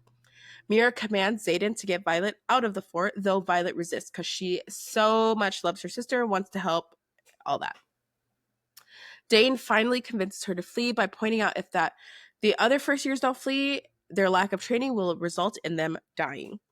Zayden and Violet get the others onto their dragons and out of the fort while they wait for Taryn and Sigale, who briefly went to keep the griffins at bay. Violet begs Zayden to let her stay. He kisses her, distracting her long enough that Taryn can arrive and snatch her away in his talons. Yeah. Yeah. This Yeah. part wasn't cool on his part. No. But I No. get it. Like she would have died. She would have died. I Mm-hmm. agree. I agreed. Chapter 28. 2 days pass after the squads return to the college, and Violet neglects her archive duties, waiting instead outside of Colonel Markham's office. Now, I, th- I, if I can remember correctly, it is against Codex to release names of fallen riders until the morning announcements. I think so too. I think that's why Violet was waiting outside the door. Zayden brings her coffee and they wait together. They talk and he confesses that he is extremely attracted to her. Love when the feeling's mutual. Mm-hmm. Violet figures out how to speak to him telepathically just as Dane arrives to wait with them. Fuck off, Dane. Literally. When Colonel Markham arrives, he confirms that Mira did survive the attack. So Violet goes to the flight field where she holds Andarna and cries because she was like, I don't know who I'm going to cry to. And then she was like, wait a minute. My baby dragon. I know someone who has paws that will listen to me. So Violet uses her new telepathic bond with Zayden to ask him questions about himself, which I thought was so funny. I think it was really cute. Yeah, they would be sparring. She'd be like, what's your favorite color? It was cute. Yeah. So Violet still has not, of course, manifested her signet. And meanwhile, the college prepares for the war games, which is fight simulations meant to prepare the cadets for war and graduation. Violet's squad is tasked with carrying a flag for other teams to try to capture. Other squads of the 4th Wing plan to try to steal a crystal egg as an additional part of the challenge. The dragons arrive and Taryn is wearing a saddle that Zayden has specifically designed for Violet's use. So cute. It is so cute though, because like just imagine this big bad dragon like wearing this tiny saddle that's like strapped across his chest. Like it is so cute. And Zayden literally customized it for her. Now, she does take this as they're seeing her as weak, but like they're seeing it as we're trying to help you survive. And plus then Taryn doesn't have to use his magic as much to hold her in place. Right. But also I think it's also cute because not only did Zayden help design it, Taryn also helped. Yeah. Like it's so cute. It's her grandpa and her boyfriend. Yeah. Okay, also crazy sick whatever. Imagine like her dad passes away and somehow the soul of him is like in Taryn. That would be Insane. some next level stuff. Yeah. Rebecca Yaros, write that down. So obviously she sees it as a sign of weakness, but they convince her to use it. So as she mounts onto Taryn, she spots Andarna, who wants to participate. The squad takes off and flies defensively to protect the flag. Violet relaxes as she has now become used to the saddle. And the saddle is again customized to her, but where if Taryn is like soaring down, it latches and like, it tightens on her. So Yep. it's hard for her to fall off. So she becomes aware of Taryn's power increasing in her, and she worries that she may suffer the consequences of failing to manifest her signet. Another squad attacks Violet's group trying to find the flag, and Violet realizes that the squad is defending a tower and deduces that the crystal egg is hidden in there. She communicates this idea to Xaden. Then she sees Liam and his dragon fighting Jack. Taryn flies to help Liam, but Jack stabs Liam in the side, and this causes her to crash the fuck out. Yeah, because Liam is the first attachment that like you I feel like is the first person that we Mhm. actually kind of get more attached to that's not like Yeah, Xaden. definitely. So he gets stabbed, and before they can reach him, Liam is plummeting to his death. So Andarna freezes time. Now, this is her second time doing this. And remember, she, again, is a baby dragon. So the more she does this, the weaker she gets. So she freezes time so that Taryn can catch him before he hits the ground. Of course, Violet is so mad. She feels the channeling power growing inside of her. Taryn ends up pursuing Jack and then unleashes her magic for the first time, which sends a lightning bolt into Jack, and then he dies. Which this was sick because they were talking about how there has not been somebody who could do lightning wielding in like God knows how long. But also, that's just cool as hell. Okay, Mm-hmm. like Mm-hmm. it's just cool. Mm-hmm. My girl can wield lightning, Okay, Zeus. period. So the fourth wing successfully retrieves the crystal egg and they win the competition. But of course, remember, going back to Violet never wants to kill people. And now she is extremely guilty over the fact that she has now killed Jack. Because she thinks like now she's a weapon. Like her power makes her A the weapon. most powerful weapon. Mm-hmm. So she gets off of Taryn at the training grounds and she confirms. Oh, and gets confirmation that Liam is alive. She's like, please tell me this was worth it. Please tell me this was worth it. And mind you, I feel like she would have continued to crash out if Liam was dead. I agree. So Taryn shields. This was so cute. Taryn realizes that she is literally struggling to cope with the fact that she has now killed somebody. He ends up like cloaking over her with his wings and allows her to basically throw up everywhere. So Taryn and Darna are comforting her and letting her know that what she did is because she had to do it, not because she wanted to do it. So Dane arrives and Ew. Like literally, we're just like ew. So Dane shows up and he was holding Violet and basically trying to soothe her until her boo showed up. Here he comes.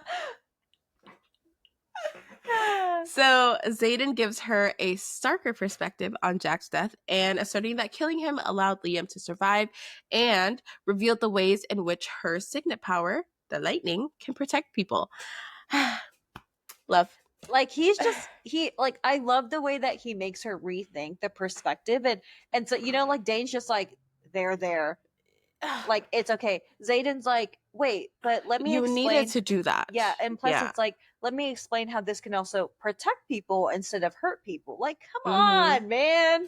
Come on. Just overall the best. Agreed. So then he calls Rhiannon over to take Violet to her room. Later that night, Violet throws daggers at the target in her room, and Xaden visits her to check on her emotional state. She ends up telling him her secret disappointment that her signet power is something extremely violent, and he compares her plight to the feelings of the conscripted rebels' children, all of whom who want different lives for themselves but have to fight to survive. And then Violet kisses him. And then we get to chapter 30, where Violet and Xaden end up doing the deed. Now, extremely happy for her. She wanted this, right? Yep. So happy for her. I feel like this solidifies their relationship. Now I know it's like it's not written in stone. But like y'all like each other now. For real.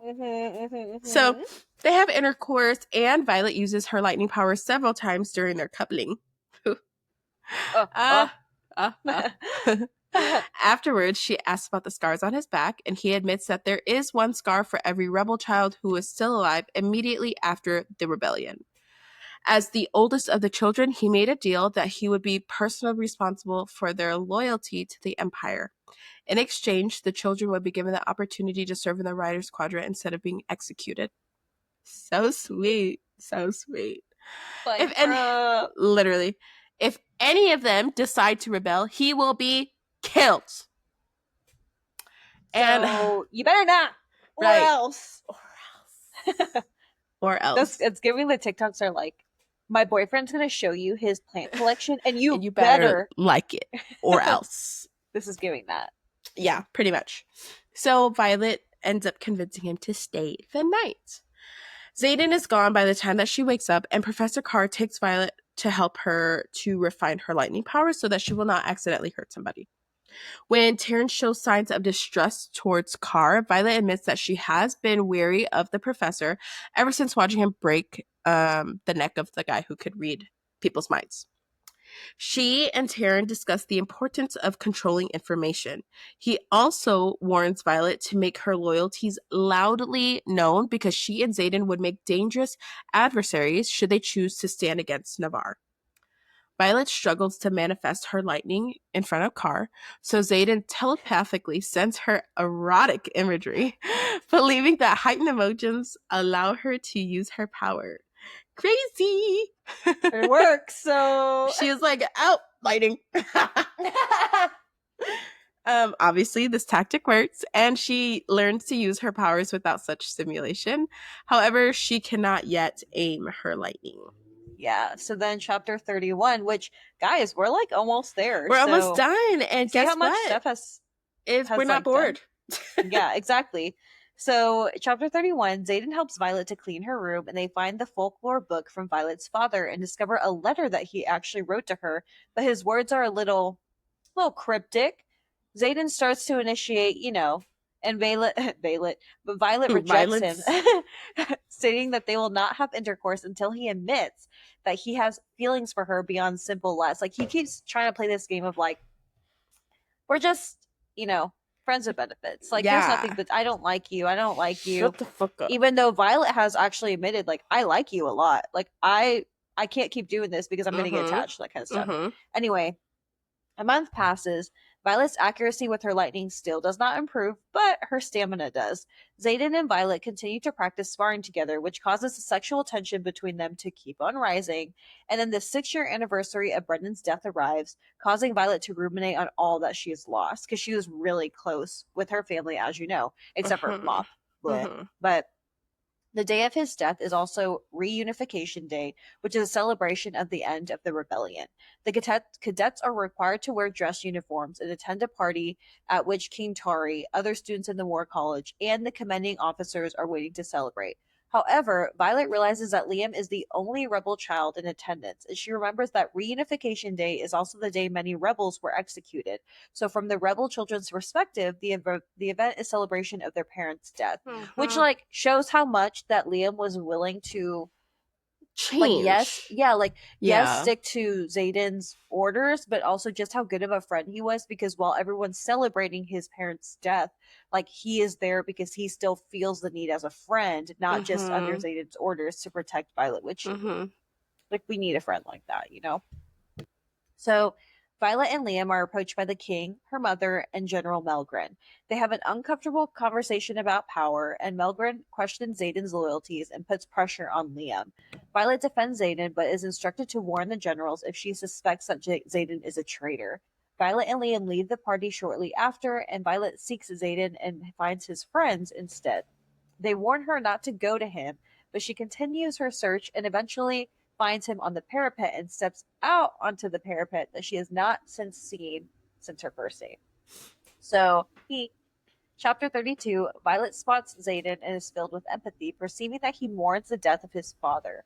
She realizes at that moment that she's in love with him, and attempts to cross the parapet to him, fighting the wind. Zayden spots her and drags her to safety, but is super mad that she put herself in reckless danger, blah, blah, blah, all that stuff. She confesses her feelings for him and outlines her desire for a relationship, and Zayden concedes. She convinces him to go get off the parapet, discouraging him from mourning alone. She takes him to his room and admits that she loves him, and they have intercourse.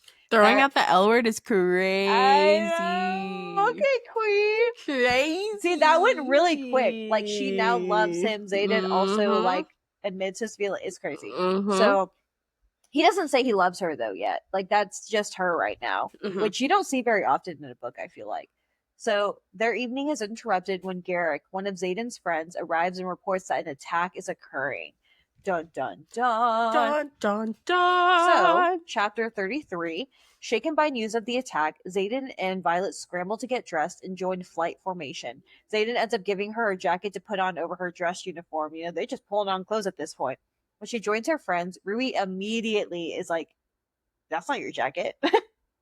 So they head to the courtyard, and Zeta telepathically shares that they have been dragged out of their bed for the last event of the war games and not for an actual attack. Riri helps Violet hide the jacket from Dane before Commandant Panchek begins to speak. Dane's father, General Soringale's secretary, gives orders to each wing leader. Zayden is ordered to select riders to be stationed with him outside of the borders of the Empire, while they will remain for 5 days. Dane, though, is assigned to a different outpost within the kingdom's wards to take his squad of first years. The cadets quickly pack and prepare for the long flight, and Liam is kind of unusually tense.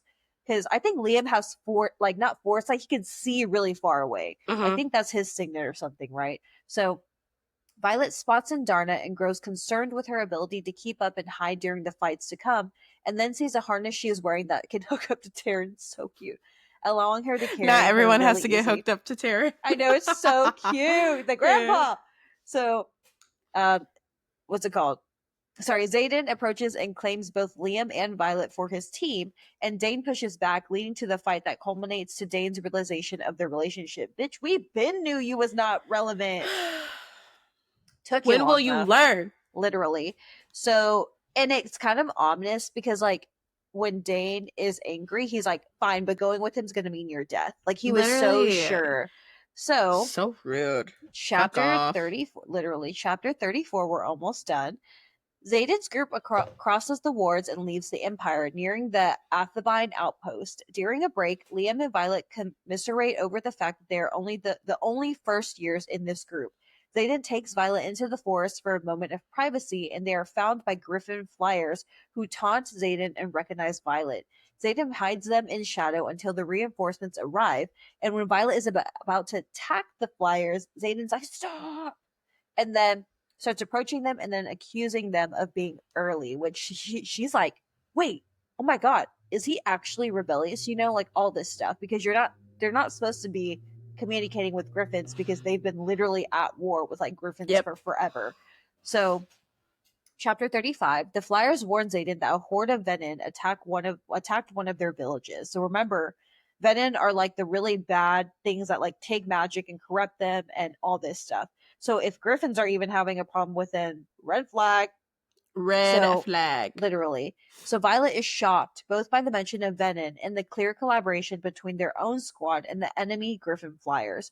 One of the Flyers contemplates taking Violet hostage for ransom, and then Zayden's like, "Don't you dare!" And so the Flyers leave.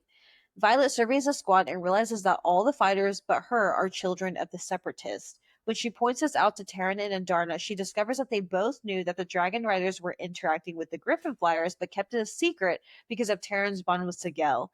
Zayden commands the rest of the squad to leave as Violet's control of her signet power starts to slip because she's angry, which Mm-hmm. rightfully so. When Violet accuses Zayden of treason by working with the Flyers, he tells her that they have allied to fight the Venom. The dragon powered wards around Navarre prevent them from entering the Empire, but the surrounding areas are still vulnerable to attack.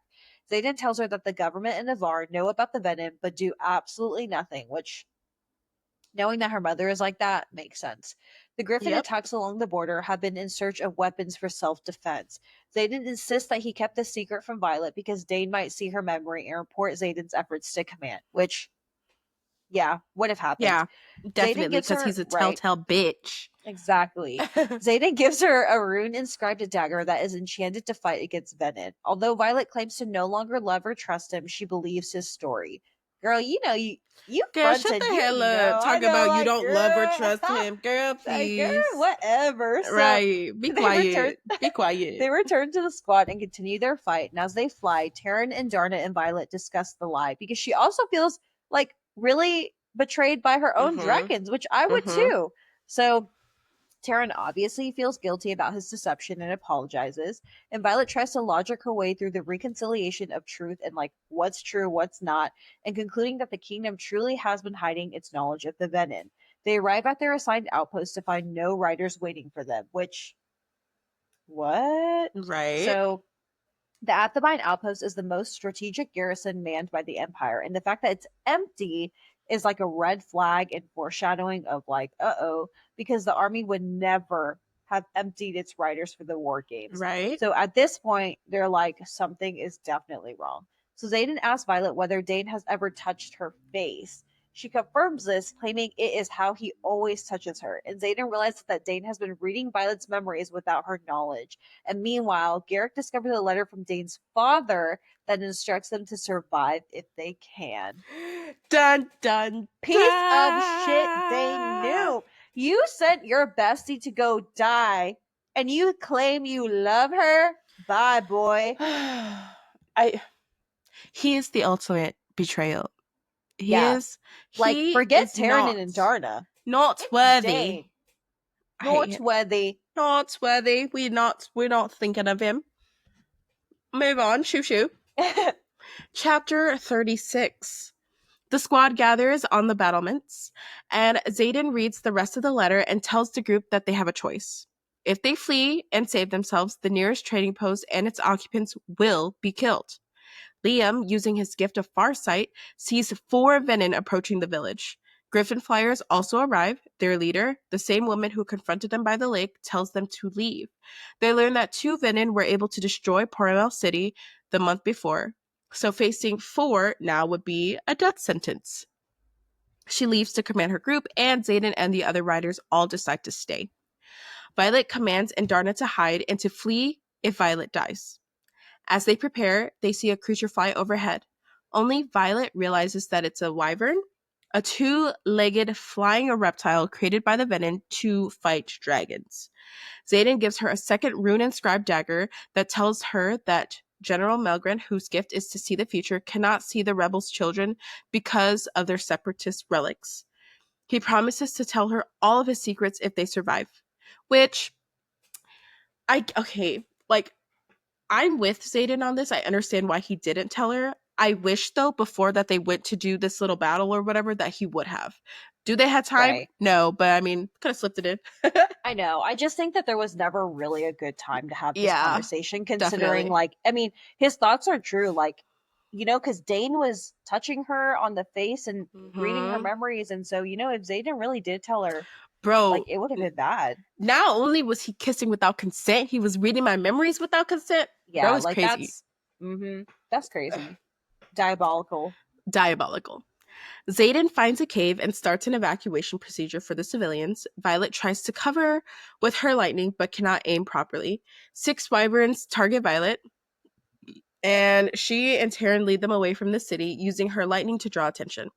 Liam and his dragon sacrifice themselves to save Violet and Taryn. Violet and Liam share a tearful farewell. Zayden arrives to say his goodbyes, which are interrupted by the arrival of dozens of wyverns. Wyverns, I can't remember. Before Liam dies, he reveals that there are 2 Venom riders amongst them. Xander decides to distract them while Violet devotes herself to killing them. As they take air, something injures Taryn.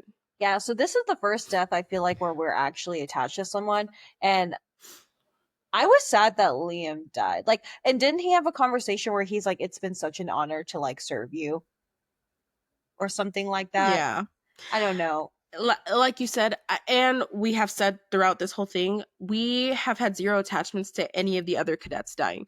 Like Jack dying was like a yes, Yes. like And it everybody was like else, a you're like, haha, who? like yeah, right. But Liam, because he was so dedicated to his role with Xaden and Violet as an extension of Xaden, was like, Yeah, and plus Liam was so strong to like so to mhm, show that he is being like killed by something like this is saying a lot because Liam is extremely strong. mhm. So Avenin, oh, this is chapter 37. Avenin ends up stabbing a sword into Taryn and keeps her grip as they climb. Violet unbuckles herself from her saddle to engage in hand to hand combat. The venom breaks her arm and stabs her with a poison dagger, but Violet uses lightning and a dagger to kill the venom. Many of the wyverns die along with her. Violet, after watching the Venom leader vanish, convinces Xaden to drop his shadow protections, holding the wyverns back from attacking her. She pushes herself to the limit of what she can do with Terran's ability. And Darna helps Violet by stopping time as she channels Terran's power, killing one of the remaining Venom and taking out half of the remaining wyverns. Xaden kills the final Venom, and Violet loses consciousness as she falls off of Terran. Chapter 38, and Darna stops time again. Now, this would be like her fourth time, I think, and rescues Violet. Xaden holds her as she faints again, and she comes to consciousness in time to hear the rest of the squad discussing her condition. Her blood has turned black, and she is paralyzed, unable to mentally reach out to Xaden, Taryn, or Andarna. The riders debate on the 12-hour flight to get her medical attention at the college.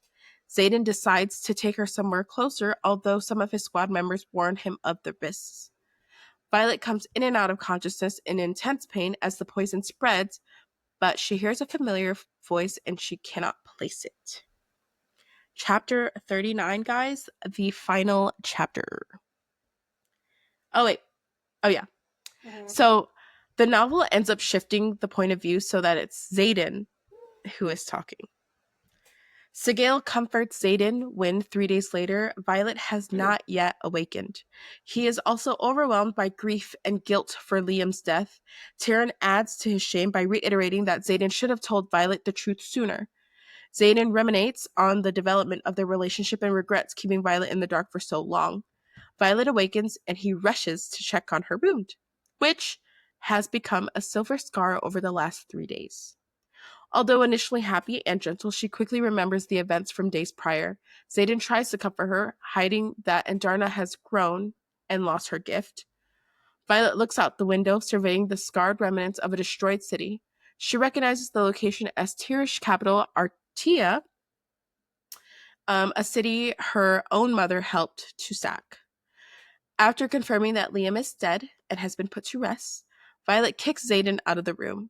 He speaks with his friends about the flyers who escaped the Venin and the iron box they discovered in the remnants of the trade post, which they believe to be the Venin's goal. Xaden bathes and reconvenes with Garrick before going to Violet.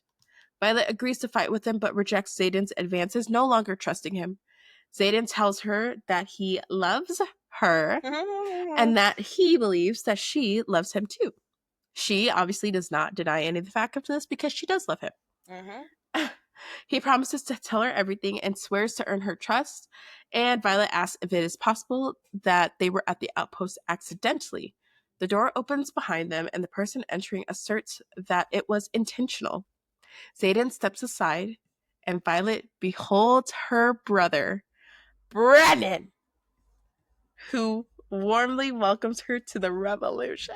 Which this is how you do a really good cliffhanger because I feel like some cliffhangers are like okay, but this Bro, the ending this gave is me how this is chills. how you do a cliffhanger because not only does it tie the story very well together, it leaves you wanting more. And I'm not going to say I knew, but part of me was like, I don't think, like, when I was reading this, I honestly kept thinking to myself that I don't think Brennan is dead. And the only reason why I kept thinking that was because of the fact that they kept talking about Brennan's death. Like, it Mhm. wasn't like her father, where you're like, Oh, oh, he my died. father Yeah. died, but it was like all the time, Brennan, Brennan, Brennan, Brennan, and that he's the most like he's the most powerful healer of all time. No one's ever Mhm. seen like, and so I just couldn't shake the feeling that Brennan was not really dead. Like I just couldn't. And so at the end, when Brennan steps out, I was like, Okay. I personally did not see it coming. So when I read that part, I said, Yeah, you said, oh, well, it first of all, like you said, this is definitely how to do a cliffhanger. If anybody needs to see, take notes right here. Rebecca Yaros, amazing job. literally. I think I think what gave me like it was like who warmly welcomes her to the revolution? Be so for real. Be so for Yes, real. like Because it's the welcome to the revolution that gave right, me because now do chills. we hate the mom? Do we hate the mom even more? Like Yes. were the Like, and separatists not even separatists? Were they yes, a part of the revolution? and Like that makes you think, like, her dad, with all the journals and the research and all that stuff, you just know that her dad is, something is going on. And on top of that, like, not only did we just lose Liam, now it's going to be a groveling situation with the romance. Like, he's going to have to earn her trust back. The dragons are going to have to earn her trust back. Like, can they still communicate telepathically? We don't know. And what is the revolution? Like, what are we what going, is like, yeah. like, What is right and who's we involved? exactly. Who is involved? Why are like who is creating all these villains? Like what is going on? So I think there's some corruptness going on with the leadership at Best Absolutely. Gaiath. I think one of them is the professors. I can't remember his name. Oh, Professor Carr, probably the Uh-huh. magic wielder. Uh-huh. Yeah, because she always got an uneasy feeling. And Mm-hmm. I I don't know. It's This whole, giving Snape and also it's giving final battle is gonna be Dane leading some type of group, because Dane is against gonna, yep, Satan's group. because yep, Mm-hmm. yep, Mm-hmm. mm-hmm. I'm having like, I feel like Fourth Wing, there's obviously a lot of different type of views on the internet, because something that's always overhyped is going to have hate, but I think that the hype was worth it. Like, it I is do very too. rare that there is a book that is so overhyped that when Uh-huh. we read it, it's still good, because we have such high expectations for it. That and then I'm like, oh my gosh, like it like you said, it makes me want to read the second one like today, you know? Yes. And I don't think I've even felt that way about other books that I've read, like that are a part of a series. Like, oh, I don't feel like, oh my gosh, I need to go read the second one, or I need to go read this one or that one. Like, but this one, I'm like, ah, I just have to know what is the revolution, like, what is Yes. all of this stuff. So I am really excited to read that. Maybe we can do a Spark Notes, but better for the second I because agree. And I think here's a hard thing too. Like, what, I guess, like Mira. Like, I also want to know, does Mira know? Is Mira gonna end up trying to have this? She's gonna have an in between where she's like, well, I have to choose between my mom and I have to choose between I my siblings. totally think she knows. You think she knows I too? think she knows. Maybe that's why she happened to be stationed. But then, oh man, this is tough. Like, that means her whole Personally, family, except no, for, right. Personally, I think she knows because think about every time, think about every time Violet was like in need, she was there, right? Cool, mhm, whatever, big sister things, blah, blah, blah. But like the fact that also she was the one who personally like gave Violet the book of Brennan. right, right. Like I just personally like why would she still have that if she also Mhm. thought that Brennan Oh, was dead? yeah, especially since this tradition is to burn all of the people. Everything You that know should what? have been our Actually, first that should have sign. been the first clue. Like, for me, Yeah. it wasn't even that. For me, it was truly because they kept talking about Brennan dying. I was like, is this dude really dead or is something? Yeah. I don't know. Dang. So Now that we just spoke that, and I was like, dang, that both of us just had the epiphany. Like, wait, that I'm should have been our telling first sign. you. Yeah. She wrote this beautifully. Like Yep. I can't express even more like how well this was written. Again, my first ever introduction to romantasy, anything fantasy or whatever. Like I'm glad it was this book because Yeah. it makes me feel like I will like anything that I would like more fantasy books. But this one was just again just so well written. I was never once bored. I never felt like oh my gosh, like I need to finish this book. Like, you know, it was Right. like, oh my god, I want to finish this book. Yes. And I think overall, it is a really good, entertaining, fast-paced Mhm. book Mhm. that has all the elements of like a fantasy, right? Like it's got the action, it's got the dragons, it's got the war that's about to come, it's got your romantic relationships. Like it is so good. So Like good. I guess moving forward to, I've heard that the third book that just recently came out, she was writing it on a time crunch.